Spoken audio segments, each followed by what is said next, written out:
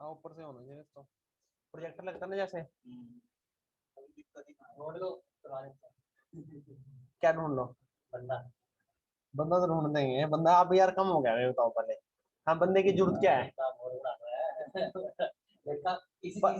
पता क्या है? देखो एक बार बताऊं मैं आपको।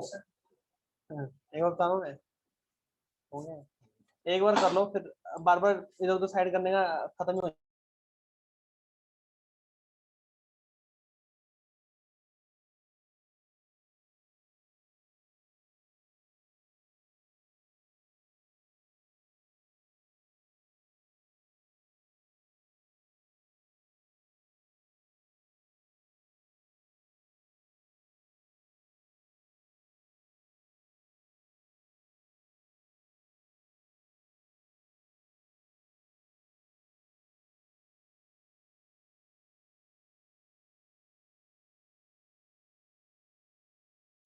कौन सा कौन सा सकते हो? ये नोट फाइव है करना है क्या? आप नोट फाइव हो, ठीक रहेगा। और तेज वाला था पिक्चर।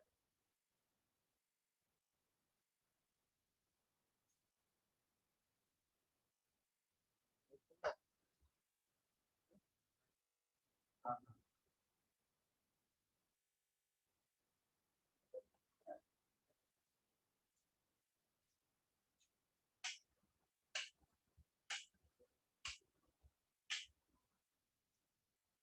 एक फैन तो चलाओगे ना? अच्छा।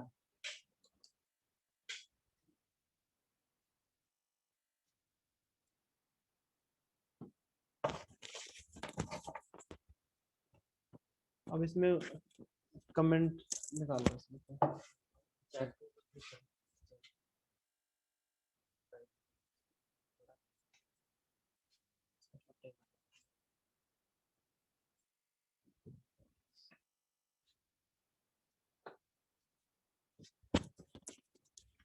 पूरी स्क्रीन स्क्रीन आती है ना? उसमें जो अब दूसरा कैमरा लगा देंगे तो इसमें कैप्चर का होगा रखा है। अच्छा कैमरा अपने पास पड़ा है। कैमरा कौन सा बड़ा है? जैसे चीजें लगा हुआ ना ये। अच्छा वो हैंडी कैम। हाँ भी बताओ फटाफट आवाज आ रही है?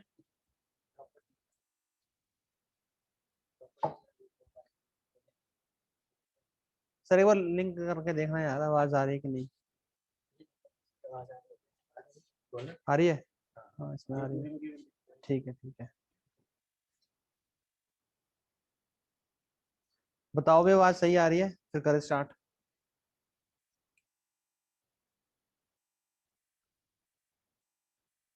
अभी बोलेंगे नहीं कोई भी। चलो।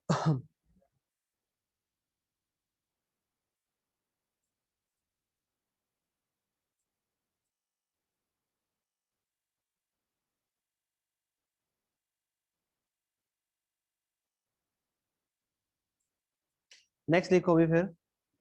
देखो भी हम कल जो हम कर रहे थे ज्योमेट्रिकल आइसोमर कर रहे थे। सबसे पहले हमने ज्योमेट्रिकल आइसोमर सारे के सारे एग्जांपल्स किए थे। सिस ट्रांस वाले सारे के सारे हमने कंप्लीट कर लिए थे उसके अंदर। ठीक है। जो मेन बचे थे हमारे, एक तो बचा था ई एंड जेड रूल, और एक क्या बचा था हमारा सिन एंड एंटी रूल, और एक एक्सो एंड रूल बचा था। ठीक है। तो सबसे पहले हेडिंग डालो nomenclature of E and Z, या फिर E and Z rule. Heading डालो ई एंड जेड रूल।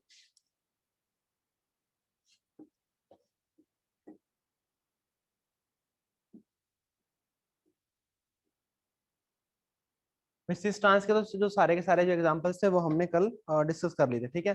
और ज्योमेट्रिकल आइसोमर मैंने आपको कल बहुत सारे क्वेश्चंस कराए थे, तो इसको उसको एक बार देख लेना। उसके अलावा कुछ भी और क्वेश्चंस मत करना क्योंकि वो सफिशिएंट है, बहुत सारे एग्जांपल किए थे। ठीक है। चलो भी देखो ई एंड जेड रूल क्या है।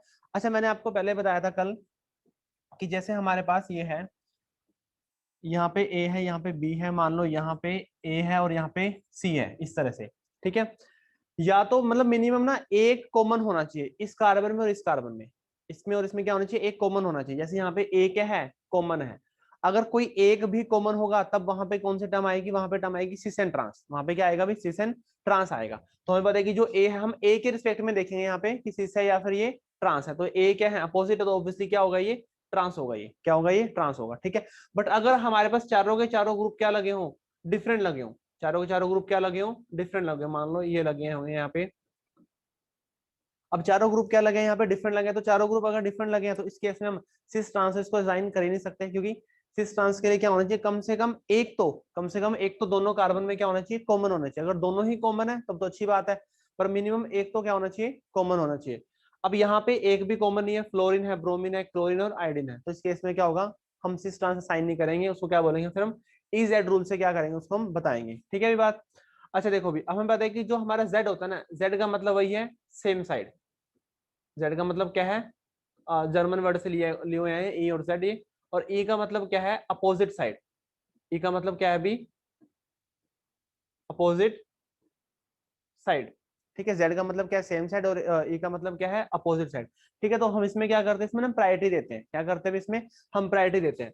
तो बेसिकली ना पहले आपको सबसे पहले प्रायोरिटी के रूल पता होने चाहिए। जो हम प्रायोरिटी करते हैं, प्रायोरिटी किस बेस पे करते हैं। अच्छा बताओ, सही दिख रहा है ना, समझ आ रहा है ना, एक बार बता दो भाई फटाफट, आपके पता चले मैं ही बोला जा रहा हूँ। ठीक है। चलो देखो, इसमें हम क्या करते हैं, इसमें ना प्रायोरिटी देते हैं इसको। तो प्रायोरिटी किसके बेस पे देते हैं, तो कईयों को लगता है कि मास के नंबर पे देते हैं, कईयों को लगता है एटॉमिक नंबर के बेस पे देते हैं। और अगर एटॉमिक नंबर या मास सेम हो तो हम क्या करेंगे। ठीक है, तो सबसे पहले तो आपने क्या चेक करना है, सबसे पहले चेक करना है आपने एटॉमिक नंबर। सबसे पहले क्या चेक करना है अभी, एटॉमिक नंबर। एटॉमिक मास नहीं चेक करना आपने, सबसे पहले जो चेक करना है वो करना है एटॉमिक नंबर चेक करना है। सेकंड नंबर पे जो चेक करोगे वो करोगे आप एटॉमिक मास। मान लो कि एटॉमिक नंबर सेम है। एटॉमिक नंबर क्या है, जैसे आपके आइसोटोप्स होते हैं, आइसोटोप्स में क्या होता है, एटॉमिक नंबर तो सेम होता है। तो उस केस में क्या करोगे फिर आप, जो आपका एटॉमिक मास है, एटॉमिक मास के बेस पे क्या करोगे आप, उसको प्रायोरिटी दोगे। जैसे मान लो कि एक आपका प्रोटियम है और एक क्या है, ड्यूटेरियम है, एटॉमिक नंबर दोनों का क्या है, सेम है। तो फिर प्रायोरिटी किसको मिल जाएगी, मास की बेस पे प्रायोरिटी मिल जाएगी। ठीक है, तो सबसे पहले लगाना है आपने एटॉमिक नंबर, और सेकंड नंबर पे क्या लगाओगे भी आप, एटॉमिक मास लगाओगे।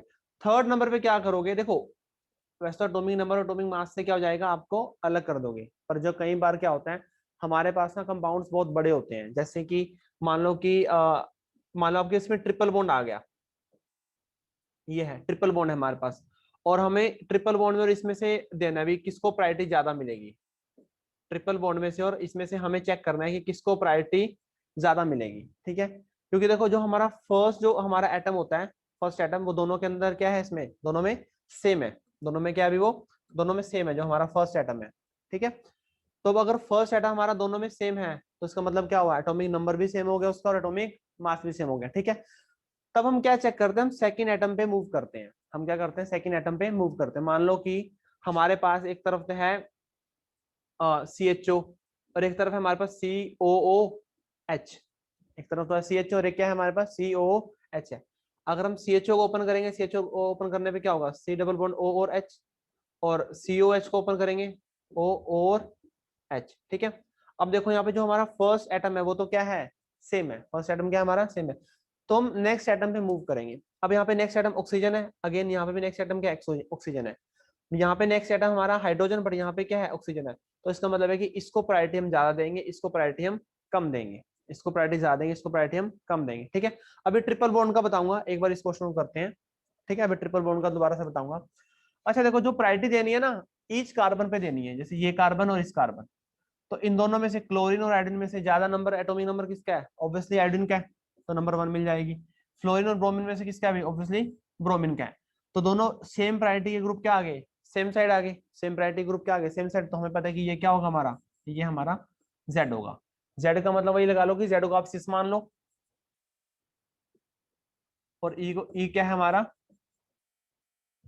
ट्रांस है, ई क्या है हमारा, ट्रांस है भैया। ठीक है, चलो समझ आ गया भैया। अच्छा जो मैं बता रहा ट्रिपल बॉन्ड, ट्रिपल बॉन्ड को आप कैसे प्रायोरिटी दोगे, जैसे जो हमारे पास ट्रिपल बॉन्ड है ना, ये है, तो ट्रिपल बॉन्ड में आप क्या करोगे, जैसे इसको देखो, हम ट्रिपल बॉन्ड में ना सी के साथ क्या है हमारे पास, एक हाइड्रोजन है, सी के साथ क्या है हमारे पास, हाइड्रोजन है।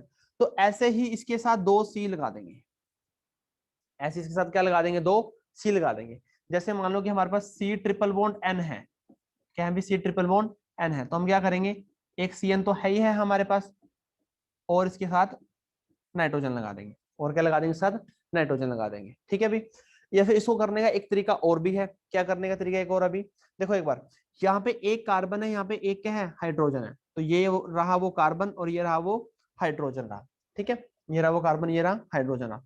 तो कार्बन पे, कार्बन किससे अटैच है, हाइड्रोजन से अटैच है, तो कार्बन को कार्बन से क्या कर दो, इसको अटैच कर दो, कार्बन को कार्बन से क्या कर दो, इसको अटैच कर दो, ठीक है। ऐसे सी ट्रिपल बॉन्ड एन है, तो C N C N C N, तो जो 3 बार लिखे हो ना इसको एक एक बार करके लिख दो, जो 3 बार लिखा हुआ है उसको, 3 बॉन्ड है वो, उसको सिंगल सिंगल सिंगल करके लिख दो, ठीक है। तो उसके बेस पे आपने इसको प्रायोरिटी देनी है। फटाफट एक बार नोट करो, फिर मैं आपको उसके क्वेश्चन देता हूँ। एक बार इसको नोट करो भाई, नोट करके बता देना एक बार मेरे को।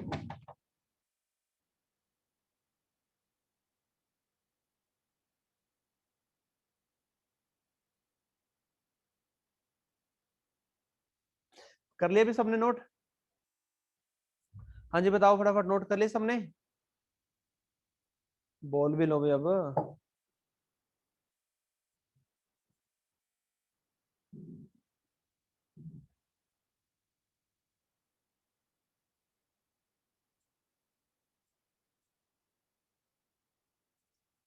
चलो फिर एक बार क्वेश्चन करके दिखाओ।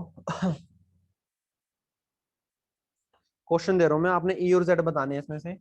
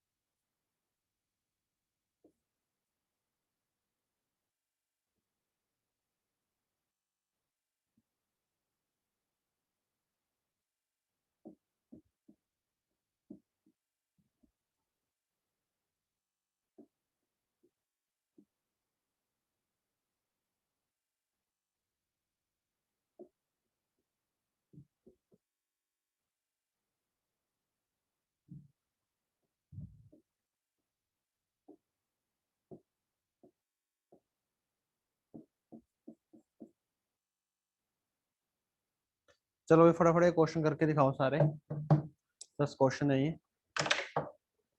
सिंपल है, इजर, बस थोड़ा सा ध्यान रखना है आपने। ट्रिपल बॉन्ड वगैरह आएंगे या फिर जब सेम ग्रुप लगे हों, तो थोड़ा सा उस केस में आपने ध्यान रखना है कि उसको कैसे हमने डिस्टिंग्विश करना है प्रायोरिटी ऑर्डर के बेस पे।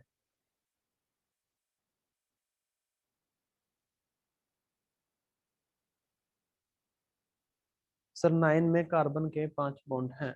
अच्छा, इसको सिंगल बॉन्ड करोगे?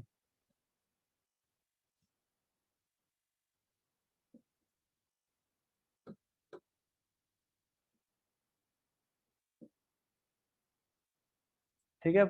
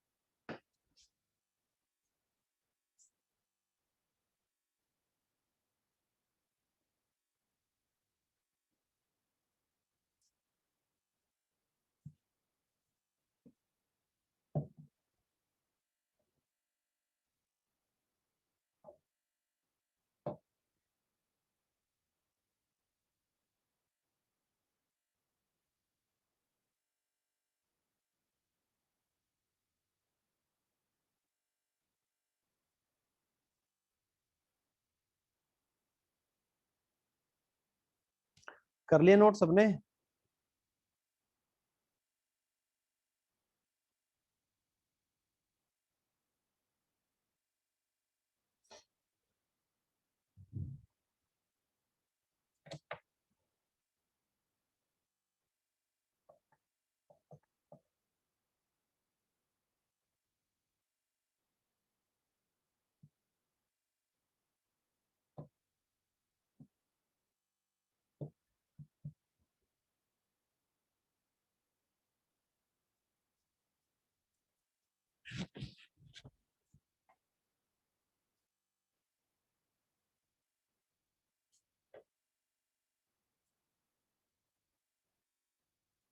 हाँ जी, डन।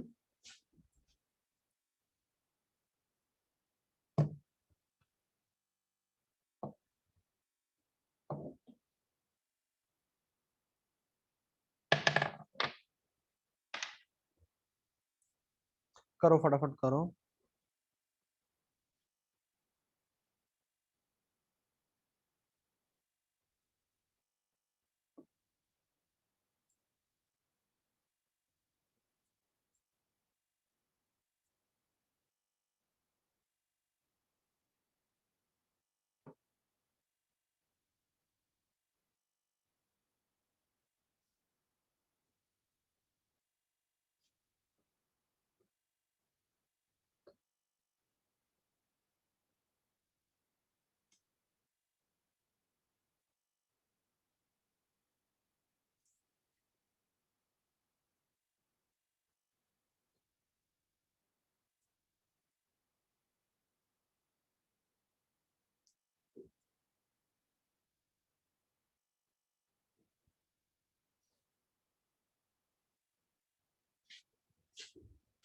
कर लिए भी? चलो देखो फटाफट करते हैं। हाँ जी, फर्स्ट बताओ, फर्स्ट आंसर क्या आएगा? जो हमारा फर्स्ट है, फर्स्ट का आंसर क्या होगा? आइदर ई और जेड। ई। चलो देखते हैं एक बार। अच्छा देखो, सबसे पहले हमने इन दोनों में से प्रायोरिटी देनी है। ये है हमारा CHO और ये क्या है हमारे पास CH3 है। सी ट्रिपल बॉन्ड है और ये क्या है CH2NH2 है। ठीक है। अब देखो जो हमारा C ट्रिपल बॉन्ड है ना, C ट्रिपल बॉन्ड को हम कैसे लिख सकते हैं? CN और N, इसको हम ऐसे लिख सकते हैं। ठीक है। और ये क्या हो गया फिर हमारा C, इस पे एक H और एक H और यहाँ पे एक N। अब दोनों पहले जो फर्स्ट एटम है, फर्स्ट एटम तो क्या है सेम है, फर्स्ट एटम क्या है सेम है। पर जो सेकंड एटम है यहाँ पे तीनों नाइट्रोजन है, यहाँ पे क्या है सिर्फ एक नाइट्रोजन है। तो इसका मतलब है कि फर्स्ट प्रायोरिटी किसको जाएगी? CN को जाएगी इन दोनों में से। इसमें से किसको जाएगी भाई? यहाँ पे कार्बन पे 3 हाइड्रोजन लगे हैं और अगेन यहाँ पे कार्बन पे COH है ऐसे है। तो कार्बन में क्या लगा? ऑक्सीजन लगा, तो फर्स्ट प्रायोरिटी फिर इसको जाएगी। अगर सेम होगी तो ये क्या आ गया? जेड आया भी, एक से लिखा था। हाँ जी बताओ, सबका जेड आया ना?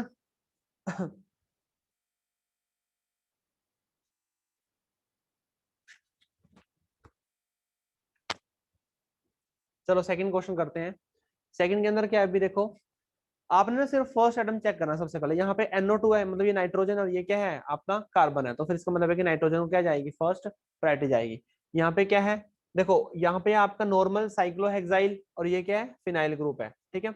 अब देखो जो साइक्लोहेक्साइल है, साइक्लोहेक्साइल के अंदर क्या होगा अभी, सारे के सारे जैसे ये कार्बन है, फर्दर यहाँ पे कार्बन, यहाँ पे फर्दर कार्बन, इस तरह से अटैच है ये, ठीक है। और इसके पास एक क्या है, हाइड्रोजन है, इसके पास कार्बन पे क्या एक हाइड्रोजन है। और जबकि अगर हम फिनाइल ग्रुप की बात करें, जैसे हम फिनाइल ग्रुप की अगर हम बात करें, तो फिनाइल ग्रुप में क्या होता है, एक मिनट दिख रहा है, ठीक है। तो फिनाइल ग्रुप में क्या होगा भाई, यहाँ पे जो सी, डबल बॉन्ड सी और ऐसे है, ठीक है ना, और इस पे फर्दर हाइड्रोजन लगा हुआ है, मतलब जो ये आपका कार्बन है ना, वो क्या है, डबल बॉन्डेड कार्बन है। तो हमें पता है कि डबल बॉन्डेड वाले को अगर हम सिंगल दिखाएं तो इसके ऊपर हमें एक और कार्बन लगाना पड़ेगा, हमें क्या लगाना पड़ेगा, इसको एक और कार्बन लगाना पड़ेगा। इसका मतलब है कि इस कार्बन से 3 कार्बन अटैच है, बट जबकि इस कार्बन से क्या है, सिर्फ 2 कार्बन है और एक क्या है, हाइड्रोजन है। तो फर्स्ट प्रायोरिटी फिनाइल ग्रुप को ही जाएगी, साइक्लोहेक्साइल को नहीं जाएगी। दोनों क्या है, अपोजिट साइड है, मतलब ये कौन सी कॉन्फ़िगरेशन हुई हमारी, ए कॉन्फ़िगरेशन हुई, ठीक है भाई। जो ना समझ आए मेरे से फटाफट पूछ लेना। चलो फटाफट यहाँ पे करते हैं। अच्छा ये क्या है, सी डबल बॉन्ड सी है, यहाँ पे आ जाएगा आपका सी एच और सी एच टू आएगा, सी एच और सी एच टू आएगा, ठीक है। चलो, और यहाँ पे नॉर्मल है कार्बन, और कार्बन से क्या अटैच है, 2 कार्बन और एक क्या है, हाइड्रोजन अटैच है, ठीक है। चलो अगर हम इसको चेक करें यहाँ पे, जो ये है, अच्छा पहले वाले साफ कर दूं भाई, तब यहाँ पे लिख लेंगे हम।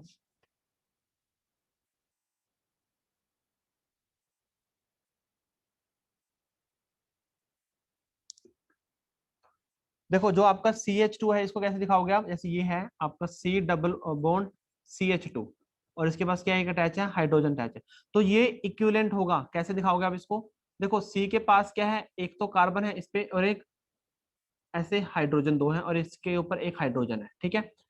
तो इसको दिखाने के लिए क्या करोगे भाई, ये डबल बॉन्डेड किसी है, कार्बन से, तो इसके पास एक कार्बन और लगा दो, ये भी डबल बॉन्डेड किसी है, कार्बन से, जिसके पास एक और कार्बन लगा दो। तो आपको जो इस तरह से जो इथाइल ग्रुप है, इथाइल ग्रुप, और इथेनाइल, सॉरी इथेनाइल जो है वो इस तरह से आपका ये ओपन हो जाएगा, ठीक है। और ये क्या है हमारा नॉर्मल, ये है कार्बन पे क्या लगा हुआ है, एक हाइड्रोजन है, CH3 और CH3 है, ठीक है। अब देखो ये यहाँ से अटैच है, फर्स्ट एटम क्या है, कार्बन है, फर्स्ट एटम कार्बन है, सेकंड एटम क्या है, कार्बन, और यहाँ पे भी कार्बन, यहाँ पे भी कार्बन, यहाँ पे भी कार्बन और हाइड्रोजन। तो सेकंड एटम भी क्या हो गया, सेम हो गया। अगर हम थर्ड एटम पे जाते हैं, मतलब सेकंड पे क्या अटैच है, कार्बन अटैच है, यहाँ पे सेकंड पे सारे के सारे क्या है, हाइड्रोजन है। तो इसका मतलब है कि जो फर्स्ट प्रायोरिटी है वो डबल बॉन्ड वाले को जाएगी, ठीक है। ज्यादातर केस में ऐसी होता है, अगर आपको सेम सा लग रहा है ना, तो जो मल्टीपल बॉन्ड वाले होंगे उसको ही प्रायोरिटी ज्यादा जाएगी, ऐसा होता है, ठीक है। जैसे अगर हम इसके अंदर बात करें, ये बड़ा इंपॉर्टेंट एग्जांपल है, अभी बहुत ज्यादा ही इंपॉर्टेंट एग्जांपल है, ये बच्चे कंफ्यूज होते हैं इसके अंदर। देखो हमारे पास क्या है, C triple bond C H है, तो ये कैसे, इसको हम कैसे लिख सकते हैं, इसको हम ऐसे लिख सकते हैं कि सी, पहले तो सिंगल बॉन्ड बना दो, और सी के साथ क्या है, एक एच है, जो ट्रिपल बॉन्ड है, ट्रिपल बॉन्ड को खत्म करके सिंगल बॉन्ड लगा दो वहां पे, ठीक है। अब ये कार्बन ट्रिपल बॉन्ड है कार्बन से, तो एक तो है, उसके पास 2 और क्या लगा दो, कार्बन लगा दो। अब ऐसे ही हमें इसके ऊपर भी लगाने पड़ेंगे, तो ये लग गए। तो ये किसके इक्विवेलेंट होगा, इसके इक्विवेलेंट होगा, ठीक है। और ये क्या हमारा, ये तो नॉर्मल हमारा ये कौन सा ग्रुप है, आइसोप्रोपाइल ग्रुप है, सॉरी ब्यूटाइल ग्रुप है, टर्शियरी ब्यूटाइल ग्रुप है ये हमारा, ठीक है। अच्छा अब देखो यहाँ पे, जो हमारा फर्स्ट एटम है कार्बन, यहाँ पे भी कार्बन है, नेक्स्ट किससे अटैच है, कार्बन से अटैच है, ये भी किससे अटैच है, कार्बन कार्बन कार्बन से अटैच है। पर जो नेक्स्ट जो सेकंड एटम है, इसके पास क्या है, तीनों हाइड्रोजन है, सब पे क्या है, इसमें हाइड्रोजन है। पर यहाँ पे फर्दर ये किससे अटैच है, कार्बन से अटैच है, सेकंड एटम को चेक कर रहे हैं। फर्स्ट एटम सेम हो गया, सेकंड सेम हो गया, सेकंड पे कौन अटैच है उसको हम देख रहे हैं। तो प्रायोरिटी हमेशा मतलब मल्टीपल बॉन्ड वाले को जा रही है, मतलब मैं ये बता रहा हूँ, अगर थोड़ा नहीं समझ में आया तो मल्टीपल बॉन्ड वालों को दे देनी है, ज्यादातर एग्जांपल्स ऐसे ही हैं। तो फिर ये क्या होगा हमारा, जेड को फॉलो करेगा, ठीक है भाई। कुछ ना पता चले मेरे से पूछ लेना। चलो फटाफट करते हैं। ये हो गया इथाइल और ये हो गया हमारा मिथाइल, तो ऑब्वियसली इथाइल और ये भी ऑब्वियसली इथाइल, तो ये क्या हो गया हमारा अपोजिट साइड है, तो ई। अब देखो ये जरूरी नहीं है, जैसे मैंने आपको बताया था कि अगर इनमें से कोई एटम अगर हमारा कॉमन हो जाएगा तो हम उसको सिस ट्रांस दिखाएंगे, तो ऐसा नहीं कि उसको ई जेड भी। सर एक बार और समझा दो, चलो मैं बता दूंगा एक बार, पहले इसको देखो एक बार।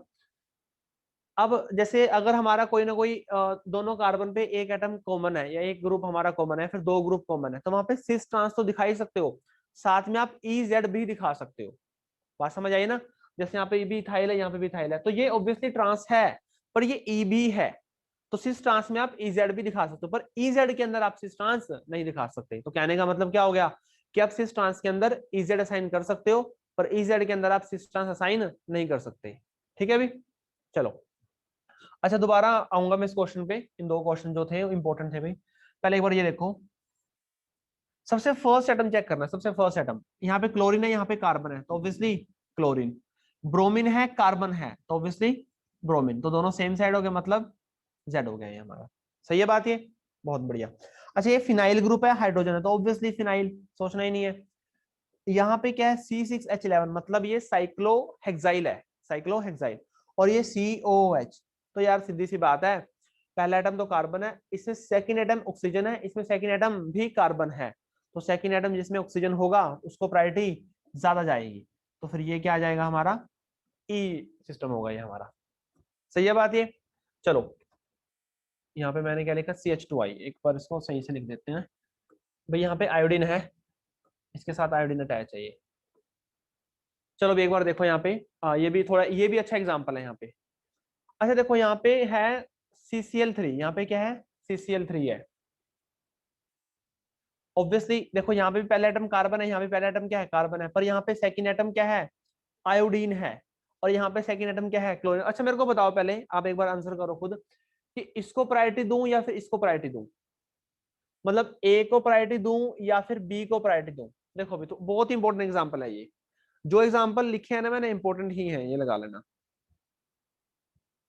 चलो कृति तो बोल रही है पता नहीं, अच्छा ए, बताओ भी फटाफट, ए को प्रायोरिटी दूं या बी को प्रायोरिटी दूं। पता नहीं का आंसर, अच्छा बी।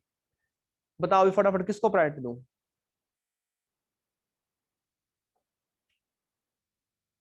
बी। भाई यहाँ पे जो प्रायोरिटी मिलेगी ना ए को मिलेगी, किसको मिलेगी यहाँ पे ए को मिलेगी। यही मैं इसलिए मैंने एग्जांपल दिया, मैंने ए को प्रायोरिटी मिलेगी, बहुत ही इंपॉर्टेंट एग्जांपल है ये। अच्छा देखो कैसे मिलेगी ए को, देखो हमारा यहाँ पे क्या है CH2I है, मतलब कार्बन पे दो हाइड्रोजन लगे हुए हैं, दिख रहा है यहाँ से ऊपर से, एक मिनट, हाँ दिख रहा है। और एक और भी हाइड्रोजन लगा हुआ है, पर साथ में क्या लगा हुआ है आयोडीन ग्रुप लगा हुआ है, ठीक है। इस पे क्या लगा हुआ है, तीनों के तीनों क्लोरीन लगे हुए हैं, तीनों के तीनों क्या लगे हुए हैं क्लोरीन लगे हुए हैं, ठीक है। अच्छा पहला एटम क्या हो गया सेम हो गया। अब सेकंड एटम जो हायर प्रायोरिटी का होता है ना, हम उसके पास जाते हैं हमेशा। सेकंड एटम जो हायर प्रायोरिटी का हो, अब यहाँ पे सेकंड एटम क्या है आयोडीन, और यहाँ पे सारे के सारे क्लोरीन, तो आयोडीन वाला जीत गया। तो फिर ए को प्रायोरिटी क्या हो गया, ए को प्रायोरिटी हम 1 दे देंगे, ए को मिल जाएगी, CH2I को मिलेगी प्रायोरिटी। समझ आइए ये बात, बहुत इंपॉर्टेंट समझ। अच्छा चलो, अब जैसे ये था वैसे ही है, बताओ अब किसको प्रायोरिटी मिलेगी, ए और बी। ये ए है और ये बी है, किसको प्रायोरिटी दे भाई हम। अब तो सही है,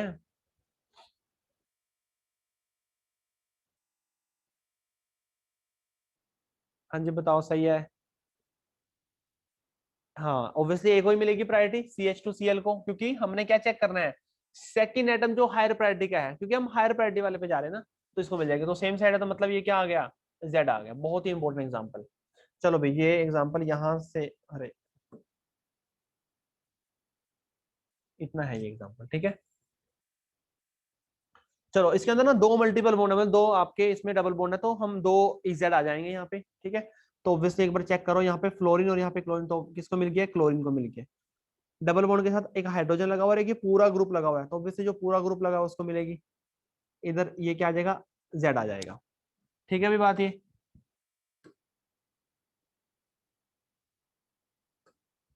चलो अगर हम इसमें चेक करें, ब्रोमीन और आयोडीन है, ऑब्वियसली आयोडीन को मिलेगी, और यहाँ पे हाइड्रोजन और ये ऊपर लगा होगा, मतलब इस तरह से लगा होगा यहाँ पे, तो ये यहाँ पे आ जाएगा, फिर ये क्या हो जाएगा हमारा ई सिस्टम हो जाएगा। तो फर्स्ट ई है, सेकंड क्या है जेड है यहाँ पे, ठीक है बात भी ये। चलो एक बार ये करो इसको। अच्छा देखो यहाँ पे हमारा कार्बन है और यहाँ पे हमारा नाइट्रोजन है, तो किसको मिलेगी नाइट्रोजन। फर्स्ट एटम चेक करना है ना, नाइट्रोजन को मिल गया अभी। अच्छा यहाँ पे ना हाइड्रोजन लगा होगा, नहीं दिखा दो, तो फिर इसको हो जाएगी मिल जाएगी, क्योंकि कार्बन है ये, तो ये क्या आ जाएगा हमारा ई सिस्टम आ गया। चलो इस डबल बॉन्ड के अलोंग चेक करें, ये तो है C ट्रिपल बॉन्ड N, और ये है C डबल बॉन्ड C। तो फिर obviously C triple bond N को कार्बन के हायर प्रायोरिटी नाइट्रोजन की होती है, तो ये 1 आ गया। और यहाँ पे कार्बन के साथ, यहाँ पे फर्स्ट एटम कार्बन है, यहाँ पे भी फर्स्ट एटम क्या है कार्बन है। यहाँ पे सेकंड एटम भी कार्बन होगा, पर यहाँ पे सेकंड एटम क्या आ गया ऑक्सीजन आ गया, तो फिर ये आ जाएगा, तो ये हमारा क्या हो जाएगा, जेड हो जाएगा। ये क्या हो जाएगा हमारा, जेड हो जाएगा। ठीक है भाई, चलो फिर यहाँ पे आ जाओ अब फटाफट। इसके ऊपर कार्बन पे 2 हाइड्रोजन लगे हुए हैं और साथ में एक ऑक्सीजन भी लगा हुआ है। मतलब ये इस तरह से है, CH और OH। यहाँ पे जाए तो कार्बन पे कार्बन पे कार्बन, तो इसका मतलब है कि OH वाले को मिल जाएगी। और यहाँ पे अगर जाए CH2Cl, ऑब्वियसली CH2Cl को मिल जाएगी। तो अपोजिट साइड है, तो मतलब ये E आ गया हमारा। CH2CH3, और यहाँ पे क्या है, हाइड्रोजन है, तो इसको मिल जाएगी CH2Br, तो ऑब्वियसली CH2Br को मिलेगी। तो ये भी क्या आ गया हमारा, E आ गया। ठीक है भाई, फटाफट नोट करो इसको, फटाफट नोट करो एक बार इसको। ये वाला क्वेश्चन मैं बता देता हूँ एक बार दोबारा से।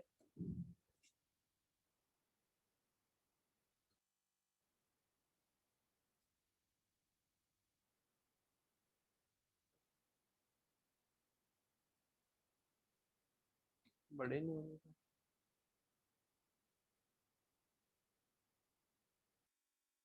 फटाफट एक बार नोट करो भाई, क्या क्वेश्चन था ये।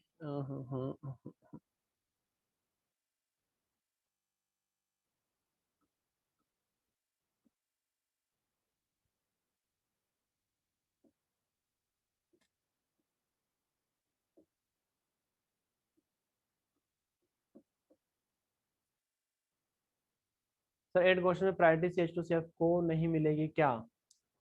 8 क्वेश्चन में नहीं नहीं मिलेगी इसको, देखो यही। अरे अरे अरे अरे,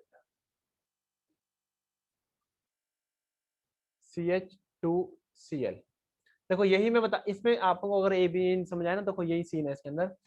आपने क्या चेक करना है, जैसे आपके पास कार्बन है, कार्बन पे क्या लगे हुए हैं, 2 हाइड्रोजन लगे हुए हैं और एक क्या लगा हुआ है, क्लोरीन लगा हुआ है। यहाँ पे क्या है, कार्बन पे 1 हाइड्रोजन लगे हुए हैं और 2 क्या लगे हुए हैं, फ्लोरीन लगे हुए हैं। तो मैंने वही बताया कि फर्स्ट एटम दोनों में क्या हो गया, फर्स्ट एटम दोनों के अंदर सेम है। फर्स्ट एटम क्या है, दोनों के अंदर सेम है। अगर फर्स्ट एटम दोनों में क्या हो, सेम हो, तो हम सेकंड एटम पे चलेंगे। अब सेकंड कौन सा सेकंड, सेकंड में हमारे पास 3 ऑप्शन है, तो हम उस सेकंड के पास जाएंगे जिसमें क्या होगा, जो हायर प्रायोरिटी का होगा। हम उस सेकंड पे जाएंगे जो क्या होगा, हायर प्रायोरिटी का होगा। तो कार्बन के बाद हायर प्रायोरिटी कौन है, क्लोरीन है। और कार्बन के बाद इसमें हायर प्रायोरिटी कौन है, यहाँ पे फ्लोरीन है। तो ऑब्वियसली फिर इसको हम प्रायोरिटी 1 दे देंगे और ये प्रायोरिटी हमारी सेकंड मिलेगी इसको। समझ आया?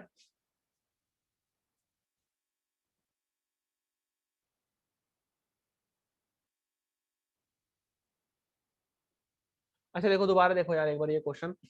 जो ये CH डबल बॉन्ड CH2 लिखा हो ना, इसको आपने ऐसे देना है कि जैसे हमारे पास C, ये H है, और ये क्या है, C, 2 H लगे हुए हैं। यहाँ पे जो डबल बॉन्ड है, डबल बॉन्ड को हमने हटा दिया। डबल बॉन्ड को हटाने से क्या होगा, पहले इस कार्बन, ये एक कार्बन से अटैच है, तो यहाँ पे कार्बन लगा दो।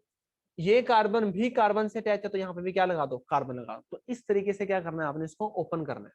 ठीक है, और अगर हम इसकी बात करें, तो आपको पता है कि ये कार्बन, ये कार्बन और ये कार्बन, तो 3 किससे अटैच है, कार्बन से अटैच है। ठीक है, तो ऑब्वियसली ये 3 कार्बन से अटैच है 3 जगह में, और यहाँ पे 2 जगह में कार्बन से है, तो इसको प्रायोरिटी क्या मिल जाएगी, फर्स्ट मिल जाएगी। ठीक है, और अगर हम इसकी बात करें यहाँ पे C ट्रिपल बॉन्ड CH की, तो ऐसे C ट्रिपल बॉन्ड CH को कैसे ओपन करोगे भी आप, इसको ओपन करोगे C, देखो इसमें C, एक H, तो ये तो ऑलरेडी है, बस हमने यहाँ पे 2 बॉन्ड हटा दिए। 2 बॉन्ड हटाने के बाद क्या हुआ, ये कार्बन कार्बन से अटैच है, तो यहाँ पे 2 बॉन्ड की जगह कार्बन लगा दो। और ये कार्बन भी कार्बन से अटैच है, तो यहाँ पर भी 2 क्या लगा दो, कार्बन लगा दो। तो इस तरीके से क्या होगा, ये ओपन हो, CIP रूल बोलते हैं उसको। इस तरीके से ओपन होगा ये। यहाँ पे टर्शरी ही था ना, एक बार देख लेना, शायद मैंने यहाँ पे कुछ और ना लिखा हो। यहाँ पे तो टर्शरी है ये, देखो भी ये, और CH3 और CH3, ये कार्बन 3 कार्बन से अटैच है, ये कार्बन भी 3 कार्बन से अटैच है। पर जो ये नेक्स्ट वाले जो कार्बन है, सेकंड कार्बन, वो फर्दर हाइड्रोजन से अटैच है। पर यहाँ पे सेकंड कार्बन किससे अटैच है, कार्बन से ही अटैच है। तो फिर इसको प्रायोरिटी क्या मिल जाएगी, ज्यादा मिल जाएगी। ठीक है, तो अगेन प्रायोरिटी पहचाननी है बस आपने, मेरा कहने का मतलब ये था। कर लिया भी, सबने नोट कर लिया? बताओ फटाफट बताओ।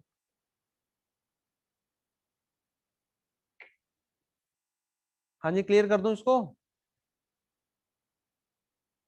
चलो, अच्छा जो चीज, एक चीज मैं बता रहा था आपको, जैसे आपके पास CHO आ जाएगा, जैसे इसमें एक चीज और बता दूं बस हल्की सी, CHO को आप कैसे लिखोगे, जैसे आपके पास CHO है, इसको ओपन करके कैसे लिखोगे आप, वो पता होना चाहिए आपको। जैसे आपके पास या फिर COOH है, तो इसको ओपन करके आप कैसे लिखोगे, ये हम ना आगे भी करेंगे, जो हम आगे कॉन्फ़िगरेशन करेंगे ऑप्टिकल के अंदर, उसके अंदर भी काम आता है, और ये EZ के अंदर भी काम आता है। जैसे CHO में, CHO कैसे होता है, C डबल बॉन्ड O और H, ऐसे है। और ये क्या है हमारे पास, COO और H, ठीक है, ये है अभी। अब इसको ओपन करके लिखना है, क्योंकि जो हमारे मल्टीपल बॉन्ड है ना, वही हमें पता होने चाहिए। अच्छा देखो, मल्टीपल बॉन्ड कौन सा है, ये मल्टीपल बॉन्ड है, तो इसको आप ऐसे लिखोगे, कार्बन पे एक तो हाइड्रोजन है ही है, और डबल बॉन्ड O है, तो डबल बॉन्ड की जगह क्या लगाओगे, सिंगल बॉन्ड O लगाओगे। डबल बॉन्ड की जगह क्या लगाओगे, सिंगल बॉन्ड O। अब इसको ध्यान से सुनना भाई, अब इसको ध्यान से सुनना, एक मिनट, हाँ एक सेकेंड, अब इसको ध्यान से सुनना। कार्बन डबल बॉन्डेड O है, तो कार्बन के साथ एक क्या लगा दिया आपने, ऑक्सीजन लगा दिया। अच्छा, ये कार्बन दो बॉन्ड बना रहा है ऑक्सीजन से, तो दो अलग अलग बना दो। जो कार्बन है दो बॉन्ड बना रहा है ऑक्सीजन से, दो क्या लगा दोगे, अलग अलग लगा दोगे, ठीक है। और फर्दर अगर हम ऑक्सीजन के रिस्पेक्ट से देखा जाए, तो ऑक्सीजन दो बॉन्ड बना रहा है कार्बन से, ऑक्सीजन दो बॉन्ड बना रहा है, तो हमने एक बनाया, तो एक C और एक C, बस इसी चीज को मैं बताना चाह रहा था आपको। इस तरह से आप इसको ओपन करोगे। भी बात समझ आई है, क्योंकि पहले हमने C ट्रिपल बॉन्ड C वाले किए थे, तो वहां पे दोनों एटम क्या थे, कार्बन कार्बन थे, तो उसमें कोई फर्क नहीं पड़ता। पर यहाँ पे एटम क्या है, अलग अलग है भाई, यहाँ पे एटम क्या है, अलग अलग है। बात समझ आई है। ये कार्बन डबल बॉन्डेड O है, तो कार्बन के साथ एक O लगाओ। दो बॉन्ड बना रहा है, तो दो O लगा दो। ऑक्सीजन भी तो कार्बन से अटैच है, ऑक्सीजन भी तो कार्बन से अटैच है, तो ऑक्सीजन के साथ भी क्या लगा दोगे, फर्दर कार्बन लगा दोगे, ठीक है। जैसे C ट्रिपल बॉन्ड N की मैं दोबारा बता रहा हूँ, पहले मैंने पूरा ओपन करके नहीं दिखाया था ये। इसको कैसे ओपन करोगे भी, कितने हैं, ट्रिपल बॉन्ड है, N है, तो 3 N लगा दोगे। अब देखो, आपने यहाँ पे कार्बन की तो वैलेंसी पूरी कर दी आपने, पर नाइट्रोजन की वैलेंसी तो पूरी नहीं की ना, नाइट्रोजन की भी तो करनी पड़ेगी, करो फिर उसकी वैलेंसी। नाइट्रोजन यहाँ पे ट्रिपल बॉन्ड बना रहा है कार्बन से, यहाँ पे सारे सिंगल सिंगल है, तो हर एक नाइट्रोजन पे दो दो कार्बन आएंगे भाई, हर एक नाइट्रोजन पे क्या आएंगे, दो दो कार्बन आएंगे, ठीक है। आई होप कि अब समझ आ गई होगी आपको कैसे हमने इसको ओपन करना है। बताओ फटाफट बताओ भाई एक बार ना, समझ आई है नहीं आई है, क्योंकि यही इसके अंदर इंपॉर्टेंट है, बाकी कुछ इंपॉर्टेंट नहीं है। EZ तो आपको पता ही है।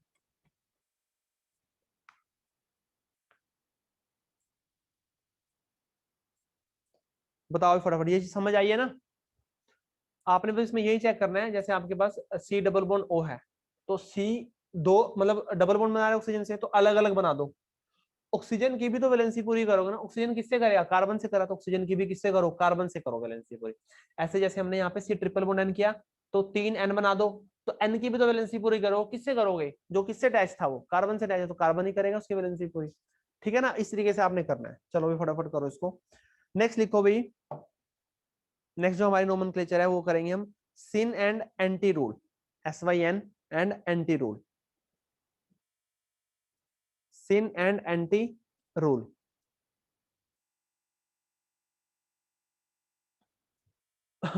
सिन एंड एंटी रूल,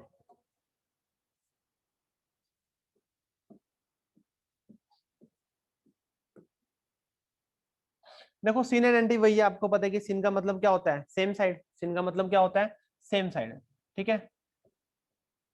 और एंटी का मतलब क्या है, अपोजिट साइड।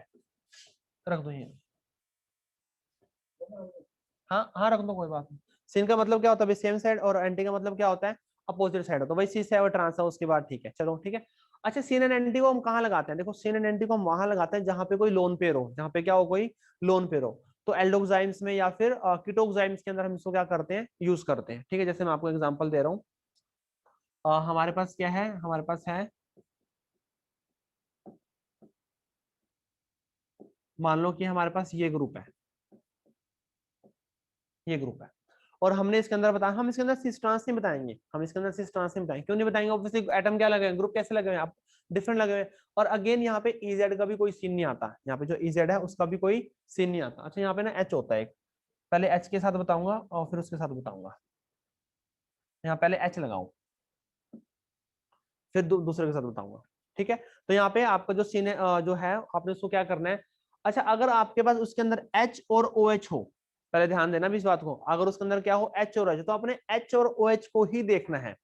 अगर H और OH सेम साइड है तो वो क्या हो जाएगा, सिन हो जाएगा। अगर H and OH same side होंगे तो वो क्या हो जाएगा हमारा, सिन हो जाएगा। तो H और OH को देखना है, अगर H और OH अपोजिट साइड है तो वो क्या हो जाएगा हमारा, एंटी हो जाएगा। ठीक है, सबसे पहले आपने H और OH को चेक करना है कि वो है या नहीं है, अगर वो है तो आपने उसी के बेस पे कर देना। तो सेम साइड है ऑब्वियसली, तो ये क्या हो जाएगा हमारा, सिन हो जाएगा। तो ऐसे अगर मैं एक और एग्जांपल इसी का ही,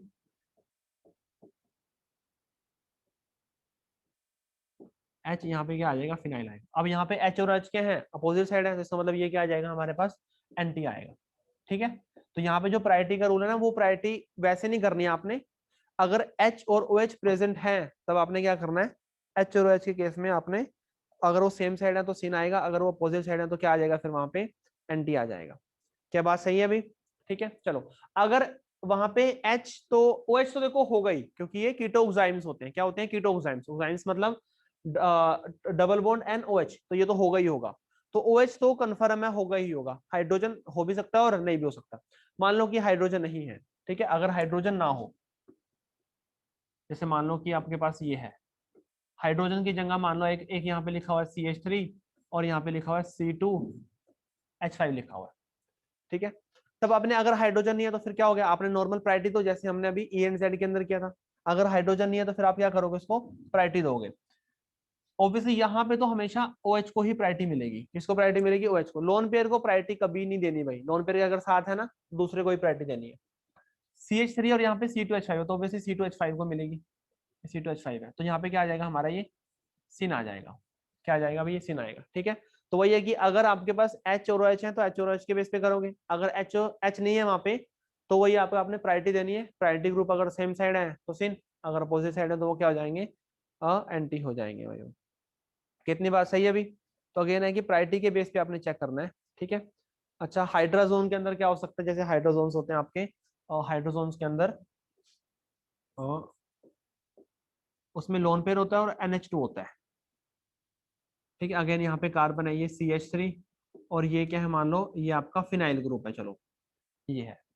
ठीक है, कीटोक्साइम्स के अंदर तो क्या होता है, कीटोक्साइम्स के अंदर OH होता है, और जो जो हाइड्रोजन वगैरह होते हैं उसके अंदर क्या होता है, NH2 होता है। ठीक है, अगेन वही पता भी, अगर लोन पेयर को देनी नहीं इसमें तो फर्स्ट इसको दोगे, और ये CH3 और ये क्या है, फिनाइल ग्रुप है, तो किसको दोगे, फिनाइल ग्रुप को दोगे, तो फिर ये क्या हो जाएगा, सिन हो जाएगा। क्या हो जाएगा अभी, ये सिन हो जाएगा। ठीक है ना, तो नॉर्मली ही है, इसके अंदर ऐसे कुछ ज्यादा नहीं है। बस आपने इस चीज का ध्यान रखना है कि आपने लोन पेयर को नहीं देनी प्रायोरिटी, लोन पेयर से जो अलग होगा उसको आपने प्रायोरिटी देनी है। कोई मर्जी हो लोन पेयर से अलग, उसी को आप क्या दे दोगे, प्रायोरिटी दे दोगे। ठीक है,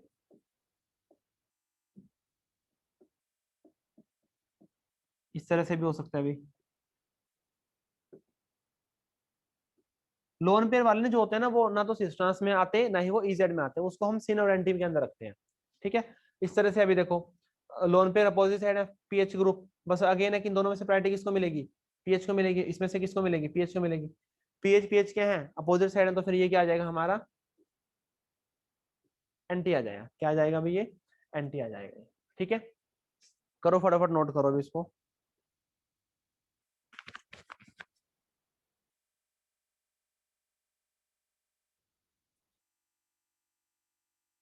हाँ जी, कर दूं क्लियर इसको?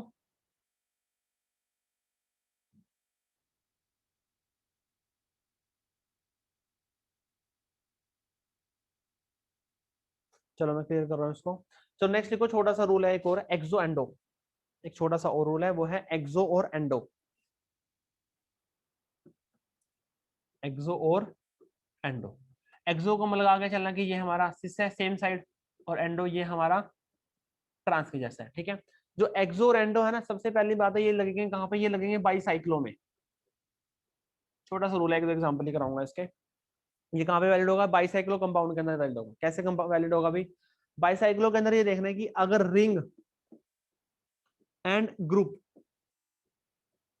अगर वो सिस पोजीशन में है तो वो क्या आ जाएगा हमारा, एक्स हो जाएगा। और वही अगर रिंग और जो ग्रुप है अगर वो ट्रांस पोजीशन पे है तो वो क्या आ जाएगा, फिर हमारा एंडो आ जाएगा। क्या आ जाएगा अभी, वो हमारा एंडो आ जाएगा। ठीक है, इसके ज्यादा एग्जांपल्स नहीं है, बस एक्सो एंडो वैसे ही, इतना ज्यादा बात नहीं करते।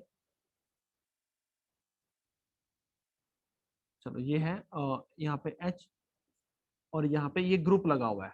देखो भी अब यहाँ पे बहुत इंपॉर्टेंट एग्जांपल, एक्सो एंडो, बस इसी से, इसी एग्जांपल से समझ आ जाएगा। जो ये रिंग है, रिंग कहाँ जा रही है, ऊपर की तरफ जा रही है। रिंग कहाँ जा रही है ऊपर, और जो ये हमारा COH ग्रुप है ये भी कहाँ जा रहा है, ऊपर की तरफ जा रहा है। कहाँ जा रहा है अभी ये हमारा, ये भी ऊपर की तरफ जा रहा है। तो इसका मतलब है कि सेम साइड है, तो मतलब ये क्या हो जाएगा हमारा, एक्स हो जाएगा। क्या हो जाएगा ये हमारा, एक्स हो जाएगा। एक्सो एंडो स्पेशली बाइसाइक्लो कंपाउंड्स में ही लगते हैं, दूसरों में नहीं लगेंगे। ठीक है, चलो अगर इसको मैं ऐसे करके लिख दूं, रिंग ऊपर की तरफ जा रही है, जबकि जो COH ग्रुप है वो क्या है, नीचे की तरफ है। रिंग कहाँ है, ऊपर की तरफ है, और COH ग्रुप कहाँ है, नीचे की तरफ है। तो ये क्या आ जाएगा हमारा, एंडो आ जाएगा। क्या आएगा भाई, ये एंडो आएगा। ठीक है, रिंग नीचे की तरफ भी हो सकती है, ऐसा कोई जरूरी नहीं है कि रिंग ऊपर की तरफ ही हो, इस तरह से भी हो सकता है ये। ठीक है, अगेन ये ऐसे हो सकता है।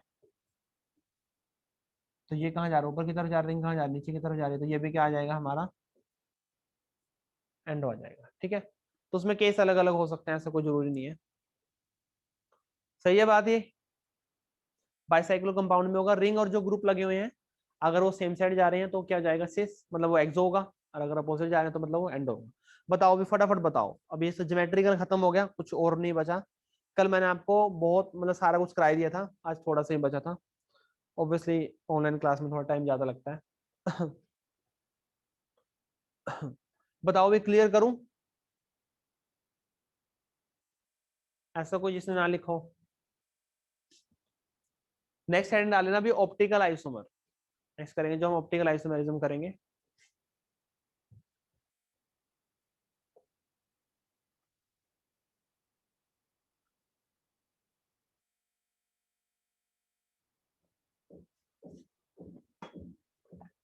चलो भी नेक्स्ट लिखो, ऑप्टिकल आइसोमेरिज्म।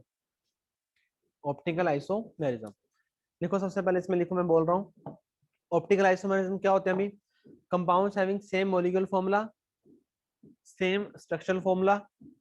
वो कंपाउंड जिनका मॉलिक्यूलर फॉर्मूला, स्ट्रक्चरल फॉर्मूला क्या होगा, सेम होगा, but different behaviour towards, Ram Ram भाई, but different behaviour towards plane of polarized light, but different behavior towards plane of polarized light. Compound having same molecule formula, same structural formula, but different behavior towards plane of polarized light, known as optical isomerism. उसको क्या बोलेंगे, optical isomerism बोलेंगे। ठीक है अभी, अच्छा देखो, जो ऑप्टिकल आइसोमेरिज्म है थोड़ा सा डिफरेंट है ये, क्योंकि जो ये है ना, इसको हम चेक करते हैं जो हमारी लाइट है, लाइट के टूवर्ड्स अगर उसका बिहेवियर चेंज हुआ है, मतलब उसने लाइट को चेंज कर दिया, तो वो क्या हो जाएगा हमारा, ऑप्टिकली एक्टिव होगा। और अगर उसने लाइट के बिहेवियर को चेंज नहीं किया तो वो क्या होगा, ऑप्टिकली इनएक्टिव होगा। अब सेम हम, मैंने आपको ना कोऑर्डिनेशन के अंदर भी बताया था कि हमारे पास क्या होता है, एक ऑपरेटर्स होता है जिसका नाम होता है पोलैरीमीटर। जिसका नाम क्या होता है अभी, पोलैरीमीटर। तो पोलैरीमीटर के बेस पे हम बताते हैं, मतलब ये हमारा एक तरह से प्रैक्टिकल वो हो गया, प्रैक्टिकल तरीके से हम बताएंगे, लैब के अंदर बताएंगे कि हाँ, अब whether the compound is optically active और इनएक्टिव। अब उसके अंदर क्या होता है पोलैरीमीटर में, जैसे हमारा क्या होता है, सोर्स होता है। अब जो सोर्स है ना, सोर्स की जो लाइट है, मतलब ये जो सोर्स है वो, उसकी वेवलेंथ तो एक है, मतलब जो ये सोर्स है उसकी वेवलेंथ तो एक है, एक वेवलेंथ की लाइट को क्या कर रहा है ये, रिफ्लेक्ट कर रहा है ये। ठीक है, रिपीट करना sir definition, compound having same molecular formula, same structural formula, but different behaviour towards plane of polarised light, but different behavior towards plane of polarized light, known as optical isomerism। ठीक है, अच्छा देखो भाई, ये मैंने सारी चीजें आपको कोऑर्डिनेशन में बताई हुई है, बस फिर भी फटाफट एक बार देख लो, क्योंकि यहाँ पे मेन आता है ये। हमारे पास एक ऑपरेटर्स होता है पोलैरीमीटर, उसकी हेल्प से हम चेक करते हैं whether this compound is optically active और इनएक्टिव। ठीक है, कंपाउंड हमारा ऑप्टिकली एक्टिव है या फिर वो इनएक्टिव है। तो अभी उसके अंदर क्या होता है ना, जो हमारे जैसे लाइट उसके ऊपर डालेंगे हम, जो हमारा ऑपरेटर्स होता है पोलैरीमीटर, एक ये क्या होता है हमारा सोर्स हो गया, सोर्स ऑफ लाइट। ये क्या हो गया हमारा, सोर्स हो गया। अब जो ये सोर्स है ना, इसके अंदर जो वेवलेंथ होती है यूनी वेवलेंथ होते हैं, मतलब मोनोक्रोमेटिक लाइट बोल सकते हो। मोनोक्रोमेटिक लाइट मतलब जो लाइट एक ही वेवलेंथ की हो, ऐसे बोलते हैं। ठीक है, ये है तो यूनी वेवलेंथ, पर ये है ये मल्टी डायरेक्शन, बस ये बड़ा इंपॉर्टेंट है भी, जो जो ये लाइट है वो है तो ये एक वेवलेंथ की, पर मल्टी डायरेक्शन है। मल्टी डायरेक्शन का मतलब है ये हर डायरेक्शन में जा रही है। क्या जा रही है, ये हर डायरेक्शन में मूव कर रही है। चलो भाई, पर हमें हर डायरेक्शन में लाइट चाहिए ही नहीं, हमें हर डायरेक्शन में लाइट चाहिए नहीं। हमें चाहिए कि जो हमारी लाइट हो ना, यूनी वेवलेंथ हो, और यूनी ही क्या हो, वो डायरेक्शन हो, एक ही डायरेक्शन हो, एक ही वेवलेंथ हो। तो हमने क्या किया, फिर हमने उसको निकोल प्रिज्म बोलते हैं इसको, निकोल प्रिज्म में से पास कराया। क्या होता है निकोल प्रिज्म? कैल्साइट का बना होता है भाई, कैल्शियम माने तो कैल्शियम कार्बोनेट, कैल्साइट का बना होता है ये, ठीक है। तो ये क्या करेगा, ये लाइट को ना एक ही डायरेक्शन की कर देगा। क्या करेगा, ये लाइट को एक ही डायरेक्शन की कर देगा, ठीक है ना। अब जो लाइट है हमारी ये यूनि वेवलेंथ है और यूनि ही डायरेक्शन है, मतलब जो ये लाइट आ रही है हमारी वो मोनो डायरेक्शनल है, ये यूनि डायरेक्शनल है,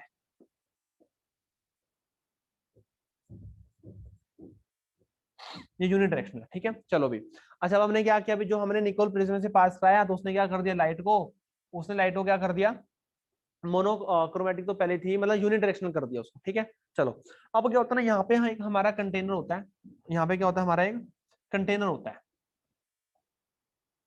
यहाँ पे एक हमारा मतलब एक तरह से चैम्बर सा होता है। इसके अंदर ना जो भी हमें पता लगाना है कि जो है हमारा कंपाउंड ऑप्टिकली एक्टिव है या नहीं है, उसका हम सोल्यूशन प्रिपेयर करते हैं, और उसका सोल्यूशन जो सोल्यूशन ऑफ कंपाउंड, उसका सोल्यूशन जो हम है इसके अंदर प्लेस करते हैं, उसका सोल्यूशन को हम इसके अंदर डाल देंगे, ठीक है। उसका सोल्यूशन को हम इसके अंदर डालेंगे, ठीक है। चलो अच्छा देखो, अभी पहले ज्यूम करो कि हमने अभी तक इसके अंदर कुछ नहीं डाला, ये सिर्फ एम्प्टी है, ये क्या है, सिर्फ एम्प्टी है। तो यहाँ पे क्या होता है, हमारी वो रीडिंग चलती है, जैसे मैंने आपको पहले बताया था, यहाँ पे क्या चलता है, रीडिंग चलती है। अभी इसके अंदर हमने कुछ भी ऐड नहीं किया हुआ, जब हमने कुछ भी ऐड इसके अंदर नहीं किया हुआ तो लाइट आएगी, यहाँ पे एक राउंड सा वो लगा हुआ है, उसको हम रोटेट करेंगे तो हमारे पास क्या आ जाएगा, कंप्लीटली ब्राइट आ जाएगा, कंप्लीटली क्या आएगा bright। उसको आप थोड़ा और रोटेट करोगे तो वो डार्क होना शुरू हो जाएगा और कंप्लीटली डार्क आ जाएगा। तो हमने उसको ऐसे कर दिया कि कंप्लीटली क्या है, ब्राइट आए, मतलब बिल्कुल लाइट ना आपको सीधी सीधी दिखे वहां पे, ठीक है। चलो अब हमने इसके अंदर क्या डाल दिया, सोल्यूशन को प्रिपेयर कर दिया। अब यहाँ पे ना हमारे तीन केस बनेंगे, यहाँ पे क्या बनेंगे, अभी हमारे तीन केस बनेंगे। तीन केस कौन कौन से बनेंगे, अगर लाइट जैसे थी पहले सोल्यूशन डालने के बाद भी वैसे ही आई है, अगर लाइट जैसे थी पहले सोल्यूशन डालने के बाद भी वैसे ही आई है, इसका मतलब है कि लाइट में कुछ भी चेंज नहीं आया, तो कंपाउंड हमारा ऑप्टिकली इनएक्टिव है। कैसे भी वो ऑप्टिकली इनएक्टिव है, क्योंकि उसने लाइट को चेंज नहीं किया, लाइट के बिहेवियर को चेंज नहीं किया। और हमने तो अभी पढ़ा है ऑप्टिकली ऐसे में तो क्या होते हैं, which rotate the plane of polarise light, तो उसने प्लेन ऑफ पोलराइज लाइट को रोटेट नहीं किया, तो मतलब वो ऑप्टिकली इनएक्टिव हुआ। चलो एक केस तो ये। दूसरा केस बनेगा, और अगर उसने लाइट को रोटेट किया है, उसने क्या किया, लाइट को रोटेट किया है, कौन से डायरेक्शन में, अगर उसने लाइट को ऐसे कर दिया, तो इसका मतलब है कि उसने लाइट को क्या कर दिया, ऐसे अगर हम सीधा ड्रॉ करें, ये हमारा थीटा एंगल आ जाएगा, मतलब ये हमारा क्या हो गया, क्लॉकवाइज हो गया, ये क्या हो गया हमारा, क्लॉक वाइज हो गया, मतलब उसने पॉजिटिव डायरेक्शन में किया है। और पॉजिटिव डायरेक्शन के लिए टर्म आते हैं डी, डी का मतलब है डेक्स्ट्रो रोटेटरी, क्या हो जाएगा वो, डेक्स्ट्रोटेटरी, क्लॉकवाइज डेक्स्ट्रोटेटरी और पॉजिटिव, बात क्या है, सेम है, बात क्या है, सेम है। तो वो क्या हो जाएगा हमारा कंपाउंड, मतलब वो डेक्स्ट्रोटेटरी है, उसने लाइट को रोटेट कर दिया। एक केस और बनेगा, एक केस में यहाँ बना देता हूं, और केस क्या बनेगा भाई, अगर उसने लाइट को ऐसे रोटेट किया है, तो ये क्या होगा, एंटी क्लॉकवाइज, मतलब नेगेटिव साइन, और ये क्या होगा, लिबो रोटेटरी,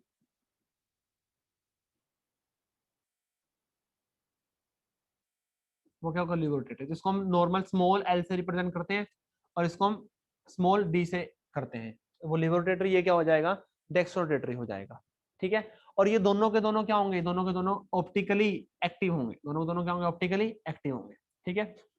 ऑप्टिकली एक्टिव बोल दो, कायरल बोल दो, डाइसिमेट्रिक बोल दो,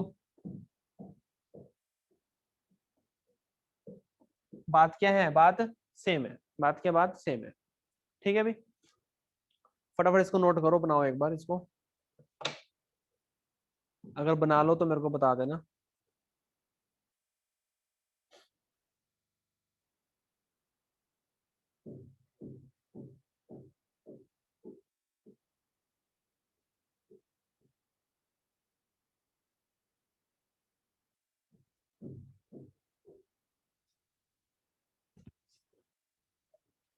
हाँ जी, कर दूं क्लियर। सर कायरल के बाद आपने क्या लिखा है, डाइसिमेट्रिक, सिमेट्रिक के आगे डाई लगा दो, डाइसिमेट्रिक, सिमेट्रिक के आगे क्या लगाओगे, डाई लगा दोगे।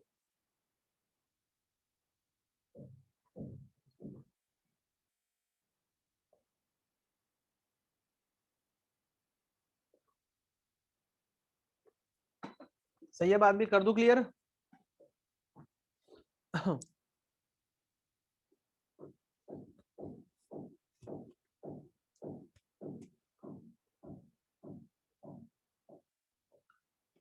चलो भाई, तो नेक्स्ट लिखो condition for optically active. Condition for optically active. अच्छा देखो भाई, अब क्या हो गया सीन भाई, हमारे पास ऑपरेटर्स है, हमें कोई कंपाउंड पता लगाना है कि ऑप्टिकली एक्टिव है या नहीं, ऑपरेटर्स के अंदर डालो, वहां से पता चलेगा लाइट चेंज हुई या नहीं, लाइट चेंज अगर हो गई तो ऑप्टिकली एक्टिव, नहीं हुई तो ऑप्टिकली इनएक्टिव। अब बार बार हमें ऑपरेटर्स की जरूरत है, तो हमने क्या किया भाई, ऐसे ही नहीं हो सकता, अभी बार बार हमें ऑपरेटर्स की जरूरत पड़े, तो कुछ हमें ऐसा कुछ थ्योरेटिकल ढूंढना पड़ेगा जिससे कि हम बिना पोलैरिमीटर की हेल्प से बता पाए कि whether the compound is optically active और इनएक्टिव। तो हमने क्या किया यहाँ पे, हमने देखा कि दो कंडीशन निकाली, जैसे हमने बहुत सारे कंपाउंड्स को डिटेक्ट किया, फिर वहां से दो कंडीशन निकली कि इन दो कंडीशन जो कंपाउंड फॉलो करेगा वो क्या होगा, ऑप्टिकली एक्टिव होगा। जो ये दो कंडीशन है जो कंपाउंड फॉलो करेगा वो क्या होगा, ऑप्टिकली एक्टिव होगा ये, ठीक है। तो दो कंडीशन कौन कौन सी हैं, सबसे पहले वो लिखो, लिखो फिर condition for optical activity, optically active, condition for optically active, optically active की कंडीशन क्या है। सबसे पहली कंडीशन लिखो,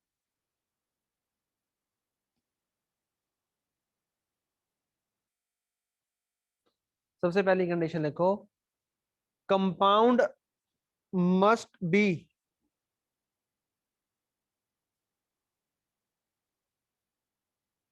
या molecule must be chiral, molecule क्या होना चाहिए, कायरल होना चाहिए, और डाइसिमेट्रिक,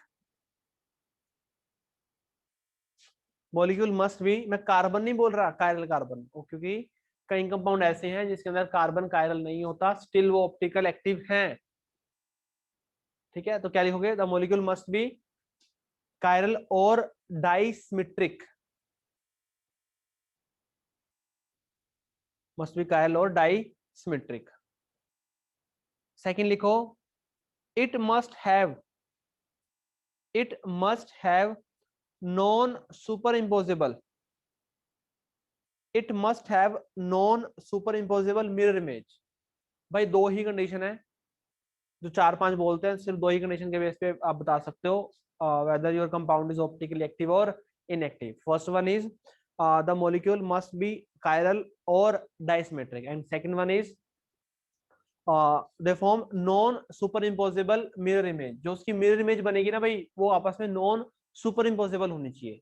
अब super imposable, non super imposable, ये आपको पता ही है। जैसे हमारे पास, हम ए लेटर है हमारे पास, जैसे नॉर्मल दिखाते हैं भाई, इसको हम क्या करेंगे, ऐसे मिरर कर दिया, मिरर की क्या बनेगी, इसकी मिरर इमेज बनेगी, तो ये क्या आ गई, इसकी मिरर इमेज आ गई। अब मैं इसको उठाऊं, इसके ऊपर रख सकता हूँ, बिल्कुल रख सकता हूँ।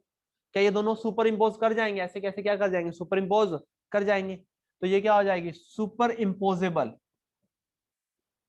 सुपर स्पेलिंग देख लेना भाई, इम्पोजेबल मिरर इमेज। अगर इसकी सुपर इम्पोजेबल मिरर इमेज है, मतलब ये क्या होगा, ऑप्टिकली इनएक्टिव। कैसा होगा ये, ऑप्टिकली इनएक्टिव होगा। वही अगर हम लेटर बी ले, अगर मैं इसकी मिरर इमेज बनाऊं, तो इसकी मिरर इमेज कैसी बनेगी भाई, ऐसी बनेगी। अब मैं क्या इसको उठा के इसके ऊपर रख सकता हूँ, नहीं रख सकता, सुपर इम्पोज करेंगे नहीं, तो ये क्या हो जाएगा, नॉन सुपर इम्पोजेबल, ठीक है। तो मतलब ये ऑप्टिकली एक्टिव हो सकता है अगर वो पहले वाली कंडीशन को भी फॉलो कर दे, ठीक है ना। हो सकता है अगर ये पहले वाली कंडीशन को फॉलो करे, उसको फॉलो करेगा। अच्छा नहीं भाई, उसको फॉलो ये नहीं करेगा, ऐसे मत लिखो ऑप्टिकली एक्टिव नहीं है, उसको फॉलो नहीं करेगा, मतलब नॉन सुपर इम्पोजेबल क्या हो गया, मिरर इमेज हो गया ये। बात समझ आई है, super impossible, non super impossible, ये तो पता ही होगा, ठीक है। चलो, अच्छा दो कंडीशन लिखवाई अभी मैंने आपको। दो कंडीशन कौन कौन सी थी, दो कंडीशन थी कि अगर हमें बताना है कि कोई कंपाउंड हमारा ऑप्टिकली एक्टिव है या फिर वो इनएक्टिव है, तो उसकी सबसे पहली कंडीशन थी कि the molecule must be chiral और डाइसिमेट्रिक। मॉलिक्यूल क्या होना चाहिए, कायरल होना चाहिए, और क्या होना चाहिए, डाइसिमेट्रिक होना चाहिए। And second one is it form non super imposable mirror image. क्या फॉर्म करे वो, non super imposable mirror image follow करे, ठीक है। अच्छा हमें कैसे पता चलेगा कि कंपाउंड हमारा कायरल है या डाइसमेट्रिक है या नहीं है, वो हमें कैसे पता चलेगा कि जो हमारा मॉलिक्यूल है वो डाइसमेट्रिक है या नहीं है। तो उसके लिए कंडीशन लिखो फिर। अब नेक्स्ट लिखो, कंडीशन फॉर डाइसमेट्रिकल, कंडीशन फॉर डाइसिमेट्रिकल और कायरल मॉलिक्यूल, बहुत इंपॉर्टेंट, कंडीशन फॉर डाइसिमेट्रिकल और कायरल मॉलिक्यूल। भाई डाइसिमेट्रिक या फिर कायरल होने की कंडीशन क्या है, क्या कंडीशन है भाई वो, अब उसकी कंडीशन लिखो। लिखो भी इसके अंदर, compound should not have any, ये मस्ट भी लिख सकते हो, compound should not have any plane of symmetry, compound should not have any plane of symmetry, center of symmetry and axis of symmetry, and axis of symmetry. Compound should not have any plane of symmetry, center of symmetry और axis of symmetry। मतलब क्या हो गया, अगर हमें बताने कि चलो भी हमारा जो ये कंपाउंड है वो डाइसिमेट्रिक है या नहीं, उसके लिए तीन कंडीशन बताई है मैंने आपको, प्लेन ऑफ सिमेट्री पीओएस होना चाहिए, पीओएस होना चाहिए, सेंटर ऑफ सिमेट्री, और थर्ड एओएस होना चाहिए, axis of symmetry should not have any, मतलब उसमें नहीं होनी चाहिए, सॉरी मैं गलत बोल गया। कंपाउंड जो आपको अगर बताना है कि जो आपका कंपाउंड है वो डाइसिमेट्रिक है या नहीं है, तो it should not have any plane of symmetry, centre of symmetry and axis of symmetry. तो उसके अंदर इन तीनों सिमेट्री में से कोई भी सिमेट्री नहीं होनी चाहिए, कोई भी नहीं होनी चाहिए, एनी लिखा है यहाँ पे, कोई भी सिमेट्री नहीं होनी चाहिए। कोई बात समझ आई है? बताओ फटाफट बताओ यार एक बार ना, फिर मैं आपको बताता हूँ ये plane of symmetry, centre of symmetry, axis of symmetry क्या होती है। हाँ जी बताओ अभी एक बार।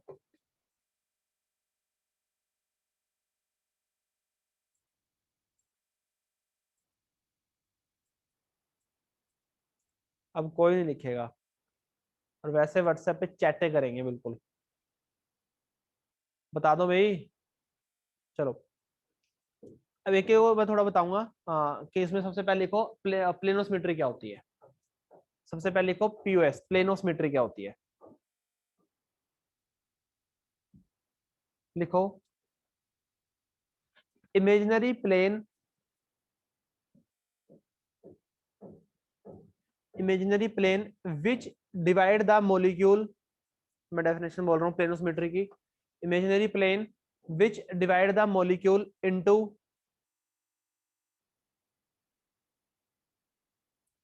टू इक्वल हाफ,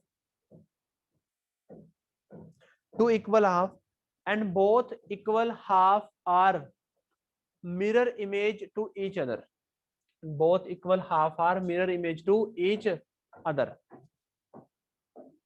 ठीक है। it is an imaginary plane which divide molecule into two halves and which their halves are mirror image to each other, वो क्या होगी हमारी प्लेन ऑफ सिमेट्री होगी, ठीक है। कैसे, देखो जैसे मान लो कि हमारे पास वाटर है भाई, पानी है, पानी का हमें पता है कि पानी कैसे बनाएगा स्ट्रक्चर, वो बेंट बनाएगा, वी बेंट या फिर एंगुलर, ठीक है, ये हो गया। चलो अच्छा, अब सबसे पहली बात तो जो ये है ना H2 है, इसके अंदर हम एक इमेजिनरी प्लेन पास कर सकते हैं। जैसे एक इमेजिनरी प्लेन हम पास करके देखते हैं कि हम मान लो कि ऐसे प्लेन पास करके देते हैं, देखते हैं अगर हमने ऐसे प्लेन पास किया तो ऐसे प्लेन पास करने से क्या हुआ, ये क्या बना भी हमारा, ऐसे हो गया, कट गया, और ये हमारा इस तरह से ये हो गया। चलो इसने मॉलिक्यूल को कट तो कर दिया, क्या ये दोनों आपस में मिरर इमेज है, क्या ये दोनों आपस में मिरर इमेज है? बिल्कुल भी नहीं है, बिल्कुल दिख नहीं रहा है तो हमें, तो ये आपस में मिरर इमेज नहीं है, मतलब ये हमारी प्लेनोसिमेट्री नहीं है, इसमें ऐसी वाली तो नहीं है। चलो हम क्या करते हैं, एक बार मॉलिक्यूल को ना ऐसे कट करते हैं, पूरा हाफ हाफ बिल्कुल ऐसे कर देते हैं, नाइफ से बिल्कुल कट कर रहे हैं हम। जब हमने मॉलिक्यूल को ऐसे ऐसे हाफ किया, ऐसे हाफ करने पे क्या हुआ अभी, हमें कुछ ऐसा मिलेगा, हमें कुछ ऐसा मिलेगा। अब क्या ये दोनों आपस में मिरर इमेज हैं, या अगर मैं मिरर रख दूं तो बिल्कुल एग्जैक्टली मेरे को दिखेगा, ये बिल्कुल दिखेगा, ये दोनों आपस में क्या है, मिरर इमेज है। इसका मतलब है कि इसके अंदर प्लेनोसिमेट्री है, हमारे मॉलिक्यूल के अंदर क्या है, प्लेनोसिमेट्री है, इसके अंदर क्या है, पीओएस है, प्लेनोसिमेट्री है इसके अंदर, ठीक है। चलो अगर मैं कुछ और मॉलिक्यूल लूं, जैसे अगर मैं BF3 ले रहा हूं, मैं क्या ले रहा हूं भाई, BF3 ले रहा हूं यहाँ पे, ठीक है। अगर मैं BF3 लूंगा,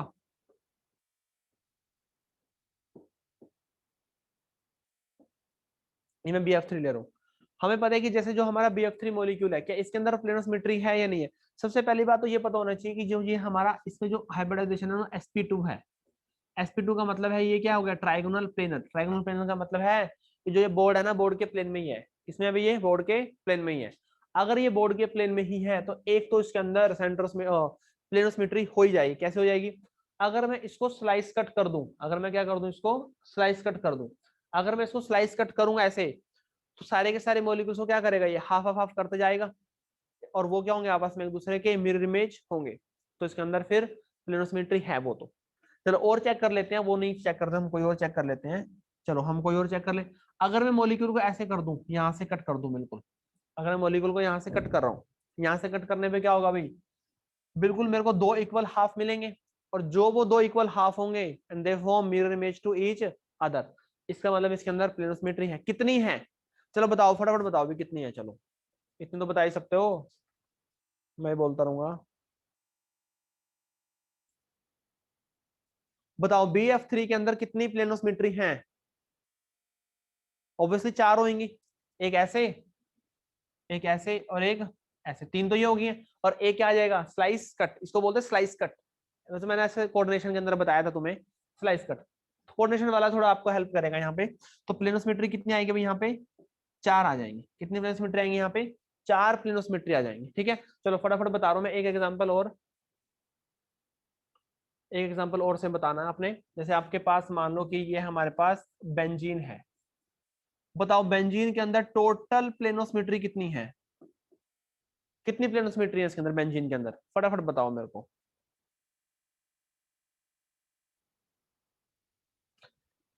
कितनी प्लेनोसिमेट्री है इसके अंदर?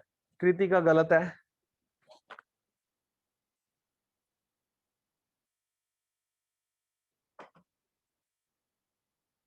बिल्कुल सही, मुस्कान का सही है। घालियान इसका भी गलत है। अच्छा देखो इसमें प्लेनोसिमेट्री कितनी होगी इसके अंदर, ऑब्वियसली प्लेनोसिमेट्री कितनी होगी इसमें, चल जा। मॉलिक्यूल को एक ऐसे करोगे कट, ऐसे करोगे, ऐसे करोगे, तीन तो ये आ गए,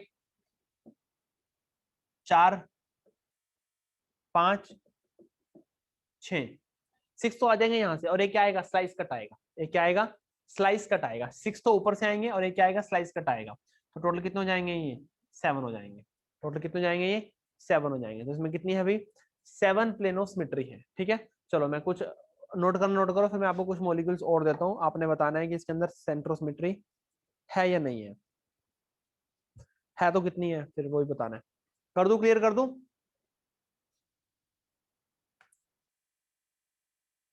चलो फिर बताओ, अब आपने इसमें बताना है।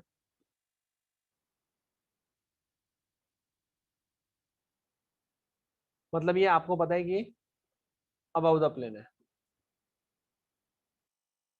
बताओ इसके अंदर सेंटर ऑफ, सेंटर कह रहा हूँ सॉरी, सेंटर नेक्स्ट आएगी, प्लेनोसिमेट्री है या नहीं?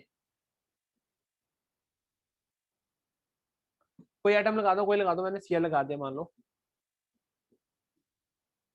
मैंने सीएल लगा दिया।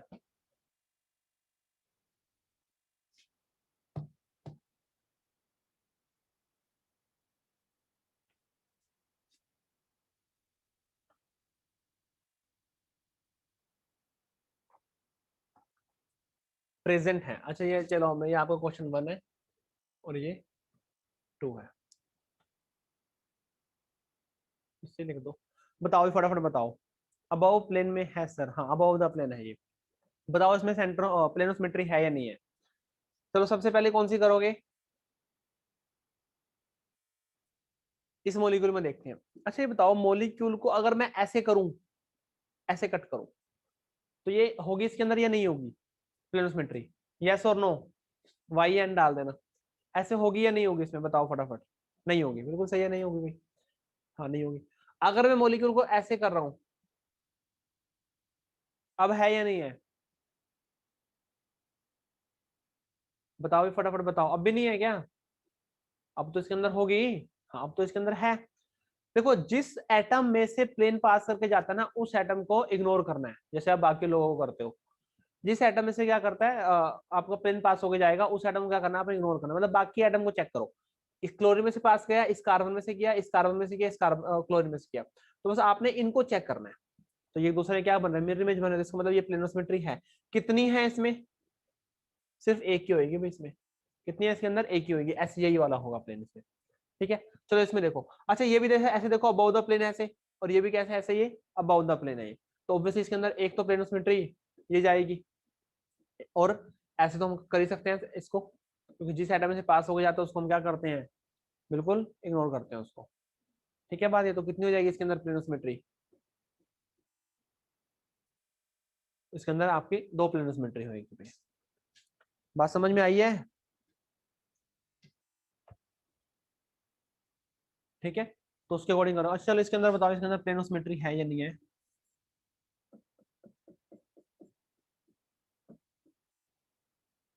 है तो कितनी है, बताओ इसके अंदर प्लेनो सिमेट्री है या नहीं है? बहुत सारे एग्जांपल कर सकते हो, एक नहीं बहुत सारे। है या नहीं है इसके अंदर प्लेनो सिमेट्री है? बताओ फिर कौन सी है इसके अंदर, मेरे को तो लग नहीं रही। ऐसे करोगे होगा, ऑब्वियसली नहीं होगी। ऐसे करोगे अगर मॉलिक्यूल को, नहीं होगी, क्योंकि ये अबव द प्लेन है, ये बिलो द प्लेन है। ऐसे करोगे तो बिल्कुल नहीं है। स्लाइस कट करोगे उससे भी क्या मिल जाएगा, तो इसके अंदर कोई भी प्लेनोसिमेट्री नहीं है, इसके अंदर कोई भी प्लेनोसिमेट्री नहीं है, इसमें प्लेनोसिमेट्री नहीं है। ठीक है, चलो नोट करना, नोट करो, फिर नेक्स्ट करते हैं। कर दो क्लियर? नेक्स्ट लिखो सेंट्रोसिमेट्री, नेक्स्ट लिखो सेंट्रोसिमेट्री। सेंट्रोसिमेट्री में लिखो भाई,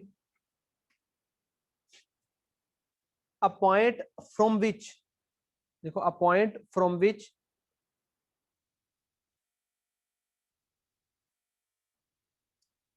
a point from which lines when drawn on one side, a point from which lines are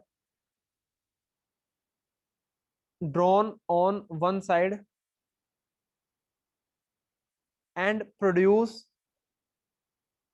to an equal distance, and produce to an equal distance on each other,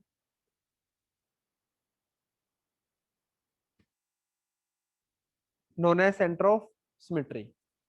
वैसे definition को ज्यादा serious मत लेना, कुछ नहीं definition के अंदर। सेंट्रोसिमेट्री मैंने आपको पहले बताई हुई है अभी, उसके अंदर भी क्या सेंट्रोसिमेट्री क्या होती है।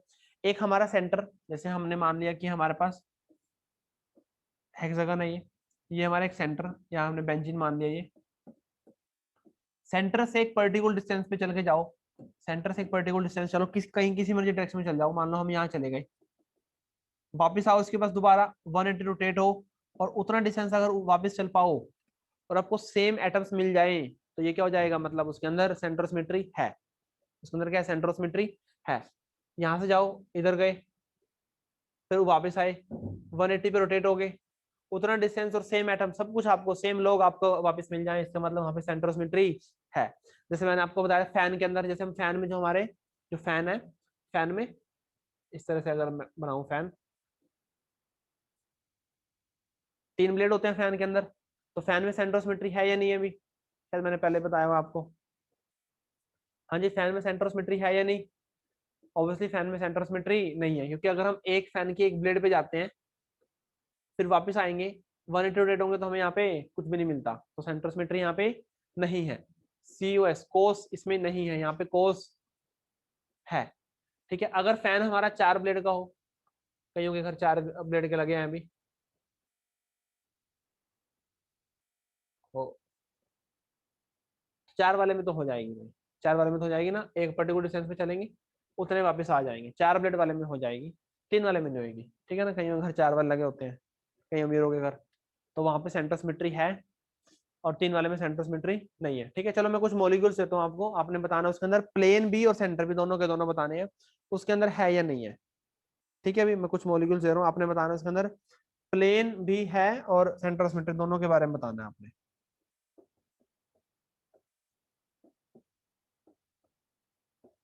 फटाफट करना है, क्योंकि इसके बाद मैंने आपको एक्सिलोसिमेट्री भी करानी है।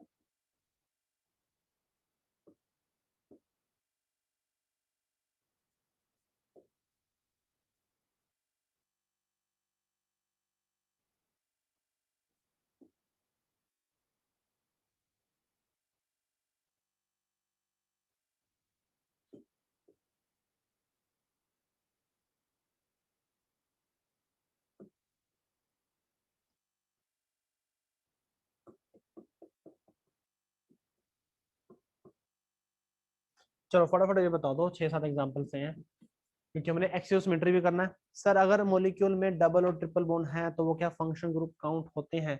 देखो भाई, अगर आपके पास क्वेश्चन आया ना कि calculate total number of functional group, तो आप डबल और ट्रिपल बॉन्ड को भी फंक्शन ग्रुप में काउंट करोगे। ये मैंने आपको जो डीपीपी दी थी, डीपीपी के अंदर बताया था मैंने कि जो फंक्शन ग्रुप के अंदर वो भी काउंट होंगे। ठीक है, हर कुछ काउंट होगा उसके अंदर। करके दिखाओ भी फटाफट।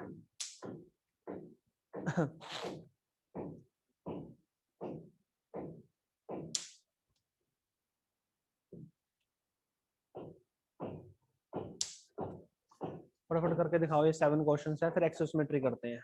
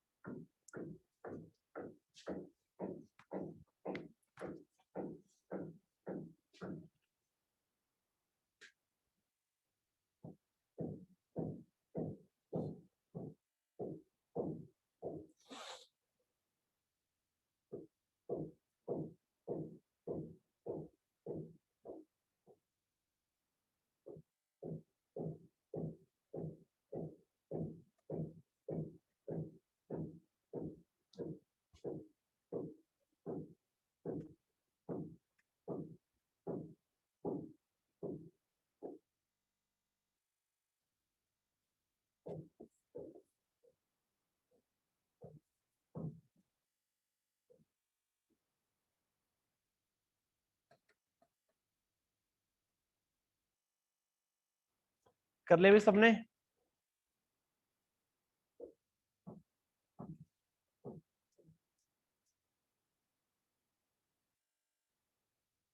Course present in first and seventh, first and seventh, okay. चलो भाई देखो फटाफट करो। अच्छा सबसे पहले इस मॉलिक्यूल की बात करते हैं। पहले चेक करेंगे हम plane of symmetry, then check करेंगे हम सेंटर ऑफ सिमेट्री है या नहीं है, कितनी कितनी है वो तो बाद में देखेंगे, क्योंकि अगर एक भी मिल गई तो मॉलिक्यूल क्या हो जाएगा हमारा, ऑप्टिकली इनएक्टिव हो जाएगा। एक भी मिल गई तो कितनी तो हमें बतानी नहीं। ठीक है, चलो।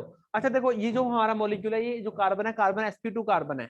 sp2 कार्बन का मतलब होता है एक ही प्लेन में होता है, बोर्ड के प्लेन में होता है वो। तो ऑब्वियसली इसके अंदर स्लाइस कट तो होगा ही। क्या हो जाएगा इसमें, स्लाइस कट, तो मतलब प्लेन ऑफ सिमेट्री इसके अंदर है। और अगर मैं सेंटर ऑफ सिमेट्री की बात करूं, यहाँ पे हो, चलो यहाँ पे भाई सेम पे मिल जाएगा। सेंटर से चलना है अपने, कार्बन से नहीं चलना, सेंटर से मिल जाएगा। तो पीओएस भी है और सीओएस वो भी है इसमें। चलो बताओ। अच्छा इसके अंदर मैं ऐसे अगर प्लेन डाल दूं, बिल्कुल हाफ कर देगा इसको, तो इसके अंदर पीओएस है। सेंटर तो नहीं होगा भाई। सेंटर क्या आप देख रहे हो, इमेजिन कर पा रहे हो, ऊपर की तरफ है, अबव द प्लेन है ये। जाओगे नीचे नहीं जा पाओगे, मतलब मिलेगा ही नहीं आपको कुछ वहां पे। तो इसके अंदर कोस नहीं है। यहाँ पे भाई बताओ, क्या इसके अंदर पीओएस है, प्लेनोसिमेट्री है या नहीं? थर्ड मॉलिक्यूल के अंदर बताओ भाई। थर्ड मॉलिक्यूल के अंदर तो प्लेनोसिमेट्री नहीं मिलेगी आपको ना, करोगे जैसे मर्जी करोगे नहीं मिलेगी आपको। तो ना ही इसके अंदर पीओएस है, ना ही इसके अंदर सीओएस है। मतलब ये कंपाउंड हमारा ऑप्टिकली एक्टिव है। फिर क्या है ये, ऑप्टिकली एक्टिव। एक्सिस भी नहीं मिलेगी इसमें तो। हाँ जी बताओ भी, ये मॉलिक्यूल बताओ। अगर मैं बी आर से कट कर दूं तो नहीं करेगा रिफ्लेक्ट, तो ना प्लेन ना ही सेंटर। अच्छा इसके अंदर मैं ऐसे प्लेन डाल सकता हूँ, तो मतलब इसके अंदर पीओएस तो है बट सेंटर तो मिसिंग है, सेंटर इसके अंदर नहीं है। ठीक है। अच्छा ये मॉलिक्यूल है भाई, बताओ ये मॉलिक्यूल में बताओ प्लेनोसिमेट्री है या नहीं है, बताओ फटाफट, इंपॉर्टेंट एग्जांपल है। 6 के अंदर बताओ प्लेनोसिमेट्री है या नहीं, इसके अंदर तो मिल जाएगा प्लेन भी, और इसके अंदर तो सेंटर भी मिल जाएगा। 6 में है, हाँ बिल्कुल है, क्योंकि देखो मैंने बताया था ना, जिस एटम में से पास करके जा रहे हो ना उसको तो इग्नोर करना है। उसको क्या करना है, इग्नोर। अगर मैं इस एटम में से पास करके जा रहा हूँ, तो जो एटम ऊपर की तरफ निकला हुआ है ना, उस एटम को क्या कर देना आपने, इग्नोर कर देना। ठीक है, इग्नोर कर दिया हमने, तो फिर इसके अंदर प्लेनोसिमेट्री है बट सेंटर तो नहीं मिलेगा। ठीक है, फटाफट इसको नोट करो। नेक्स्ट लिखो axis of symmetry. Axis of symmetry, यार ये ऑनलाइन क्लास में तो बहुत कम हो पाता है, थोड़ा जल्दी लिखो। एक्सिस ऑफ सिमेट्री,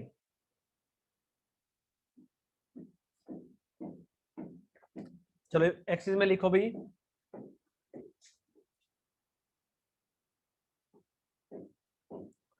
देखो it is an imaginary axis, it is an imaginary axis which pass through the molecule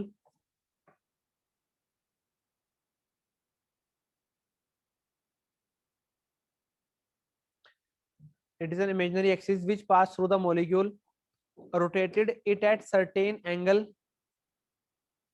rotated it at certain angle and give identical structure, and give identical structure, identical structure. अच्छा समझो इस बात को समझो, जैसे हमारे पास क्या है, H2O मॉलिक्यूल ही ले लेते हैं, H2O मॉलिक्यूल ही ले लेते हैं, ठीक है। मैं क्या कर रहा हूँ, जैसे ये हमारा मॉलिक्यूल है, इस मॉलिक्यूल में जैसे मार्कर नहीं पड़े, यहाँ पे मार्कर नहीं है, इस मॉलिक्यूल में अगर मैं ऐसे यहाँ से एक, देखो प्लेन होता है कि हम पूरा का पूरा डालें, वो प्लेन होता है, एक्सिस होती है एक लाइन डाल दे, मतलब एक इमेजिनरी लाइन है बस वो, जैसे मैंने यहाँ पे एक इमेजिनरी लाइन डाल दी, ये लाइन है इमेजिनरी, वो क्या जो इमेजिनरी लाइन है ना, ओ को, ओ के बिल्कुल सेंटर में से गई है, मतलब ओ को उसने ओ में से पास हो गई है। तो अगर मैं इसको 180 पे रोटेट कर दूं, अगर मैं इसको क्या कर दूं 180 पे रोटेट कर दूं, 180 पे रोटेट करने पे क्या होगा, मेरे को एग्जैक्टली सेम मिल जाएगा, मेरे को एग्जैक्टली क्या मिलेगा, सेम मिलेगा। तो इसका मतलब इसके अंदर एक्सिस ऑफ सिमेट्री है, इसके अंदर क्या एक्सिस ऑफ सिमेट्री है यहाँ पे। अगर मैं एक पर्टिकुलर एंगल पे रोटेट कर दूं और जो वो एंगल होना चाहिए ना, वो 360 से क्या होना चाहिए, कम होना चाहिए, चाहे एक भी कम हो, और 0 डिग्री से क्या होना चाहिए, चाहे वो एक भी क्या हो, ज्यादा हो। और अगर उस पे रोटेट करने पे मेरे को अगर आइडेंटिकल स्ट्रक्चर मिल जाए, इसका मतलब उसके अंदर AOS है, एक्सिस ऑफ सिमेट्री है उसके अंदर। बात समझ आई है? चलो और एग्जांपल लेते हैं हम, जैसे हमारे पास BF3 है,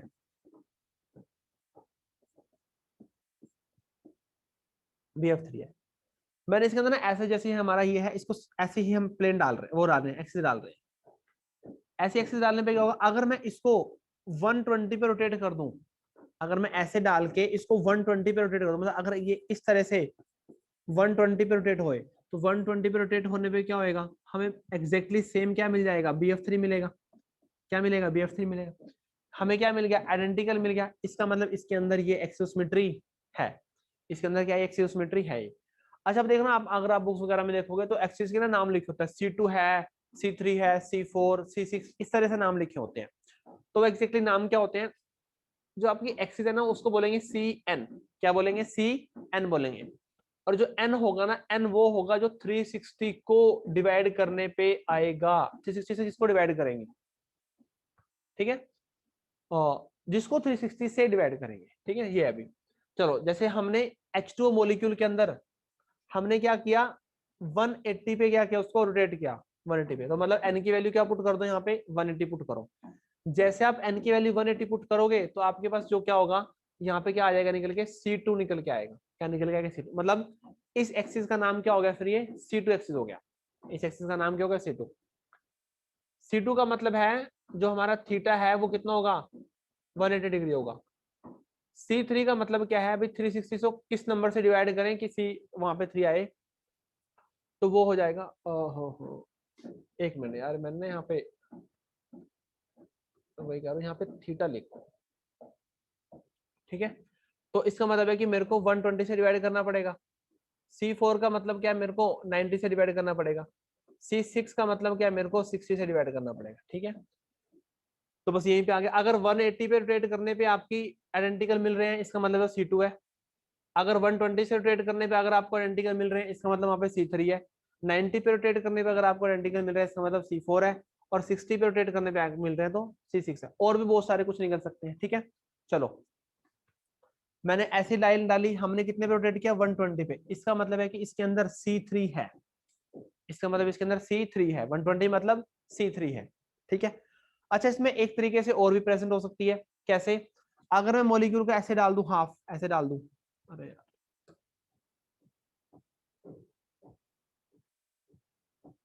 अगर मैं मॉलिक्यूल के बिल्कुल ऐसे पास कर दूं, ऐसे पास करने पे क्या होगा, अगर मैं मॉलिक्यूल को पास करने पे 180 पे रोटेट करूं, तो मेरे को बिल्कुल एग्जैक्टली क्या मिल जाएंगे, सेम मिलेंगे, एग्जैक्टली क्या मिलेंगे, सेम मिलेंगे। इसका मतलब इसके अंदर C3 के साथ साथ C2 भी है, C3 के साथ साथ इसके अंदर C2 भी है। बात समझ आई है? जैसे मान लो कि हमारे पास बेंजीन है, अब बेंजीन के सेंटर में से डालेंगे। अब बेंजीन को हर 60 डिग्री पे रोटेट करने पे, बेंजीन के उसमें हर 60 डिग्री पे रोटेट करने पे हमें क्या मिलेगा? आइडेंटिकल मिलेगा। इसका मतलब इसके अंदर C6 है, C2 पे मिल जाएगा, C3 पे मिल जाएगा, सभी है उसके अंदर। ठीक है, जैसे हमारे पास एक एग्जांपल है PTCl4, बहुत सारे एग्जांपल कर सकते हो, उसमें कोई वो नहीं है। अब इसमें हर एक में एंगल कितना है? 90 डिग्री है। तो मैं अगर मैं ऐसे एक लाइन डाल दूं और उसको 90 पे रोटेट करता रहूं तो मेरे को क्या मिलेंगे? आइडेंटिकल स्ट्रक्चर मिलते रहेंगे। इसका मतलब है इसके अंदर 90 पे रोटेट करने पे आइडेंटिकल मिल रहे हैं, तो मतलब है कि उसके अंदर C4 है। क्या उसके अंदर C4 है? क्या इतनी बात सही है? अभी फटाफट बताओ, खत्म करते हैं फिर, हो गया टाइम। तो यही आपकी एक्सियल सिमेट्री होती है। मतलब आपको सिमेट्री पर चलिए, कल हम आगे एग्जांपल्स करेंगे मंडे को। हाँ जी, डन। कुछ ना समझ आए तो मेरे को कॉल कर लेना, कॉल करके पूछ लेना। चलो मैं इसको मीटिंग एंड कर रहा हूँ। किसी को कुछ बोलना तो बताओ मुझे।